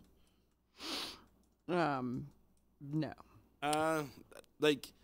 Who's the number 1 wide receiver in the league right now? Adam Thielen. Right. Adam Thielen. He's pretty good. It's about time it's not Julio Jones anymore. I mean, Jesus. Well, the Falcons' offense is. Julio's a good guy. I love Julio. After like 4 weeks, he was number 1, but he didn't have any touchdowns. He hasn't had. I still don't think he has a touchdown. No, I don't think. I don't think he got one the other day. If you're looking for stats, folks, this is the show. You said there would be no stats. But you know what? If you're working for a Volkswagen, you should go over to NYE Volkswagen in Rome. Stop in the showroom at 5865 Tabor Grove in Rome and see why all their customers love their NYE VW. Mention Disruption Network and receive $250 off any purchase. That's right, $250 just for mentioning the D-Line, Disruption Network, EC Radio, you name it. They'll give you that discount. Check out the inventory at NYEVWofRome.com. So there you go. Good read, chicken. Thank you very much. Well played, well played. I'm going with New Orleans this week. I like New Orleans is just I don't know. They're at all. I think they're flying on all cylinders. Minnesota played well last week. I'm just not sold yet. Like Melanie makes a good point that tough loss to the Bills, just I don't know. It just sticks in my head for some reason. So I will go with the New Orleans Saints on the road in Minnesota. Also, they should have lost to the Packers when we tied. I mean, Yeah. So they're not consistent. Correct. I think the Saints are starting to get in that groove. Now they got Ingram back. They got that two-headed monster at the running game. So the teams are playing up. They don't know who to, you can't put 6-8 guys in the box. I mean, you're going to have to account for Drew Brees. Yeah. And that Michael Thomas guy is playing amazing. Yeah. Yeah, he's been very good. Very good. They're on a roll. They got a full head of steam. That was my Super Bowl pick, is the Saints, and I'm sticking with it. Don't blame you. That'll be a good one. Saints? Thanks, John. Easily. Yeah, I already made my argument. Already said it a few minutes ago. Was I pissing? Yeah, probably. Okay, good. All right. Well, my friends. And then that's it. End of the show, everybody. No one's playing on Monday night. No one's playing on Monday night. Monday night Dances with the Stars or something's going to be on. That is a couple questions. I'm gonna have to watch. Couple questions for you guys. Couple questions for you guys of this game. All right. Your husband's a Bills fan, He's right? a huge. We're going and for he's super positive. We're going for Patriots, right? Just to clear that out of the way, because I have two questions for you guys now. Here's my first question. All right, the 2 times ago when there was a night game, I was at the last night game in Buffalo. It was a Jets game, all right, where the Jets, Fitzpatrick went and stomped the Bills in Buffalo. The time before that was the first Monday Night Football game for the Bills in 20 years, and someone died. Is there a better chance that a Bills fan dies or the Bills win? Or what about if another player retires? On Monday. Definitely. On Monday. McCoy's I'm out this bitch. I'm done. How did the Bills fan die? Alcohol poisoning. So there's a lot that you could go up a hill to, and there's a stream, and I guess it was dark out, and he fell in the stream. Streaming. So yeah. Oh my God! But what do you got? I think it's a better chance that somebody dies than the Bills win this game. No, they're never. You look at their last 3 games. The Patriots have dominated. It's just Derek Anderson under center. Again, he looked terrible. No, the Bills got a decent D. They had to put Peterman in.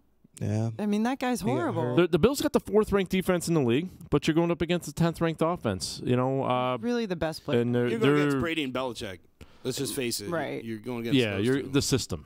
I don't even call them the Patriots. It's the system. No, my other question is Brady out of the game by halftime? That was going to be my question. No. He's the backup. No. He never benches Brady. Nope. Remember back in the day when they had Randy Moss and they were getting 50 points a game and they're blowing teams out? They never took him out. Even he'd be there in the second with 2 minutes left. And it's smart why coaches don't do that, because you don't want a player getting used to coming out at the end of the game, because when you do need him at the end of the game, he's used to the longevity of the player. It's Brady. He's played a lot of games. Yeah, I don't think you have to worry about that. No, definitely not at all. Because is it a point though that it is Tom Brady, and if Tom Brady gets hurt, what happens? He went out for a pass in the Super Bowl. He tried to catch a pass in the Super Bowl. You got there's a little difference between Super Bowl and this game that shouldn't even happen. You got a 49-year-old quarterback trying to run out for passes. Obviously, Bill Belichick doesn't give a shit. He's going to run his guys to the way he's going to run them. The question really is, and you guys have probably already talked about this, and I don't know, is Tom Brady or Belichick at the Patriots next year? It's a good question. I think 1 more year. 1 more year. Yeah, I think it's got to be 1 more. I think it's 1 more year. No. Before we head out, I do want to give one little piece of love, all right, this weekend, because they're coming to town. They're going to play Utica College at 2 o'clock on Saturday. My alma mater, the Brockport Golden Eagles, are ranked the 3rd-ranked team in the country in Division 3 football. Yeah, they're firing on all cylinders. They've got a couple guys that are pro prospects as well. So that's where I'll be for a little while on Saturday, catching that game. So cool. You'll be up the street from me. Maybe I'll stop up and say. Yeah. Brockport's they've got a really good team this year. Their quarterback's a transfer from Albany, so he must be good. Well, they played in the national semifinal game last season, which a lot of my buddies were on the team in college, and from where they were really good when we were there. Just winning the conference was good for them. But so that's my little shout out I want to give there. So what do you got for a fantasy focus this week, Caleb? Fantasy. David Johnson. I'm going with David Johnson this week. All right. I'm going all David Johnson. I like Larry Fitzgerald as well. Just a couple others too. Deshaun Jackson's been really good for me the last few weeks in fantasy. He's really helped in the daily game, and you're going to get him at a cheap price. Chicken mentioned him earlier, and it was a good call. We'll stay right at in that San Francisco Arizona game. Is Barada. Matt Barada has been very, very good. Really good. Really? And he's a cheaper option. I thought I'd seen him on a milk carton. No, he's been. Yeah. That's Jordan Howard. Yeah, that's right. Yeah, right. The other one too I like is I like a Zach Ertz or an Alshon Jeffrey. Alshon Jeffrey's been really good since he's come back in Philadelphia. I traded him in fantasy. You know what? This actually would be a great weekend for Ertz. I actually like that pick. Yeah, Ertz is the neutral guy there. field. Tonight, shitty Jacksonville defense lately. Yeah, tonight I'm staying really in the daily games. I'm staying away from everybody but like Will Fuller if you need that kind of mid-level wide receiver. Andre Hopkins has been really good, but I don't tend to pay up for him. If I'm playing in the daily game, I don't tend to he's not my guy that I'm gonna go up and spend that extra money on that I've saved. I could be wrong about that. He's been really good, but there's been also games where he's been really fucking bad. And to be honest with you, I don't like playing players on Thursday night in the daily game. I like to stay on Saturdays or on Sundays. Sorry, that's a big mistake. Some of these guys have been blowing it up. Sure, and some of them have, but it's just. If you can find a good play on the Sunday plays, I like to just keep it to one day. I don't like to really extend it out because you can do all different things in your. Look at what you just did to the toilet. Yeah, exactly. It's in the ground. You just took a whole big Giants over there. The other guy. There's one more guy I just want to get into, and it's Julian Edelman on Monday night. You want to get into Julian Edelman? Yeah. So. But I do want to. Melanie? Yes. Please. We would like you to talk a little bit about Real Men Wear Pink. Oh yeah, let's talk about that. All right, you guys, you're in sixth place. Trouble. No, you're not in trouble. You're doing a great job. You need to raise $1,000. You're at 534. Come on, people, help us out here. Come on. Has your mom donated? Call her. How many times have we talked about Silver's mom today? Way too much for me to care about. To be comfortable with. Come on. She calls every week at 6:15. So you guys have your own little Facebook page. Share it out. You've been doing it. Yes. Or your own profile on our Real Men Wear Pink Utica page.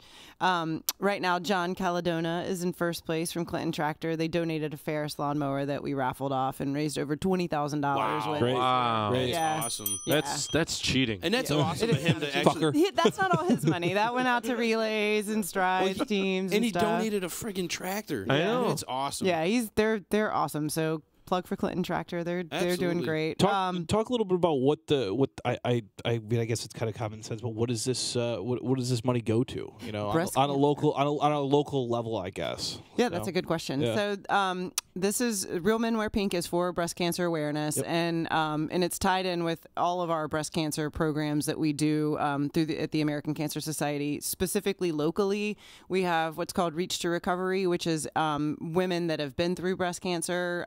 Reaching out to people that are going through it now as like peer-to-peer support. Sure. That's something that we take care of, that we provide. We also provide wigs for chemo patients for free. They're real hair. We have a wig room in our office in Utica, and they can come in and feel pretty good about trying it on and some privacy and that kind of stuff. So your money goes to that. Sure. Your money goes to paying for we have a 1-800 number in our cancer.org, which has just tons of resources for cancer patients as they're going through treatment, and then of course research and American Cancer Society funding is what discovered or created the tamoxifen, which is what most breast cancer patients take that helps to actually cure their disease. Yeah. So yeah, you guys ain't nobody out there can say that they've never been affected by this. Absolutely Right. not. There's not one single person in this world that can say that either. Nope. So. I don't think there's anybody in this room that could tell you. Yeah, and the pink looks really good on you guys. Thanks. And Thank you. we thank you for doing this. It matches my eyes. It does. It's great. It's a good pink. I get it. It's a wee joke. I got that too. Hey, weed helps cancer. It does. I mean, we are not opposed. Well, Melanie, thanks for hanging with us. Yeah, this thanks week, for having me. I'm sorry, what were you going to say? Nothing. I was just going to say you've got until the end of the month. So next week, Halloween, is kind of when it all. We got to have a big push. Yep. What are you thinking? I mean, so you did the bartending thing. I think we need Silworth in a bikini. Pink bikini. Yes. Out there raising money. Yeah. There you go. How about Silberth free breast exams? I mean. Oh,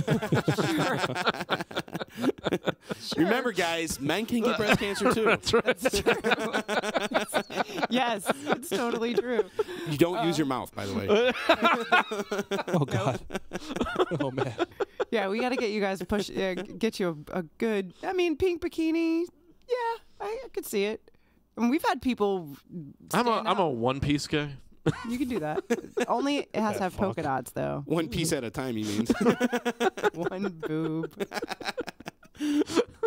But I think it's great what you guys are doing, and we enjoyed taking part. I helped out with the bartending gig over there at Wakely's. That was fun. That was a lot of fun. A lot of people showed up, and Addie was throwing dollar bills over the counter, and I'm like bending over, shaking my butt, picking them up for her, and it was great to see people out. And I met John. Yeah. From Clinton Tractor, great guy. Yeah, he's awesome. Just looks like just came right up, big smile on his face, great dude.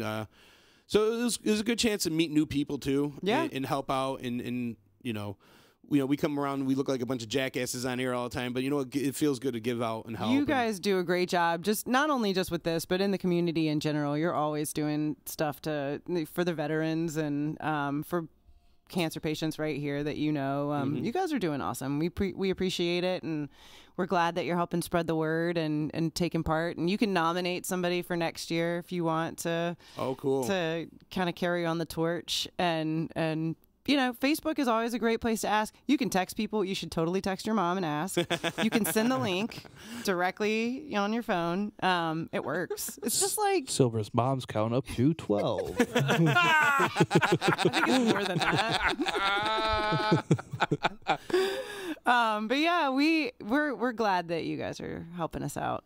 It's awesome. We're proud to do it. We're very happy to be a part of this. You're all boob men. I saved the boobs. Yeah. Yes, I'm a very good. The D loves the B's. Yeah. Absolutely. Good. Truth. But I thank you so much for joining us. Yeah, This has thanks been for a lot having of fun. And this is official. You have been the first female. On Shut the up! D-line. Really? Absolutely. Yeah. All right. John's mom's coming on the show next week, everybody. All right. Yeah. Thank you so much. Good to see you this week, John. Speaking of benefits, we are doing one for the CNY Veterans Outreach Center. It's Disruption Network presents Thank You for Your Service. You're welcome. A comedy fundraiser, again, for the CNY Veterans Outreach at Wakely, 700 Varick Street, Utica, hosted by Genesee Joe from 92.7 The Drive. DJ Ease One is on the turntables. Performances by Mike Saccone, Paul Kozlowski. Sounds like an offensive line, doesn't it? Cortland Clues and Michael Alfred Pileggi. Admissions is by donating clothes, supplies, and small monetary donations at the door. All proceeds and supplies to CNY Veterans Outreach Center. Doors open at 7, show at 8. Thank yous to our sponsors, NYE Volkswagen of Rome, Paulie's Barbershop, and 92.7 The Drive, Frank's Guns, CNY Seal Coating and Concrete. See you guys, and that is November 10th. So thank you guys. This has been fun, and Go Pack Go. Oh, boo. Oh, she had to ruin it. Come on. Boo. Said the beer On his way out. See you guys. Later. Help the D make strides against breast cancer by donating to our Real Men Wear Pink page, maine.acsevents.org/Utica. It's important for us as a whole to help raise awareness, education, and do our part to help fight this horrible disease. The Disruption team will be raising funds at upcoming events and all our daily programming. Please support our cause by donating a few dollars to our Real Men Wear Pink page. To learn more, visit maine.acsevents.org/Utica or follow the donation link on our Facebook page. Help the D, save the B's, and put an end to breast cancer.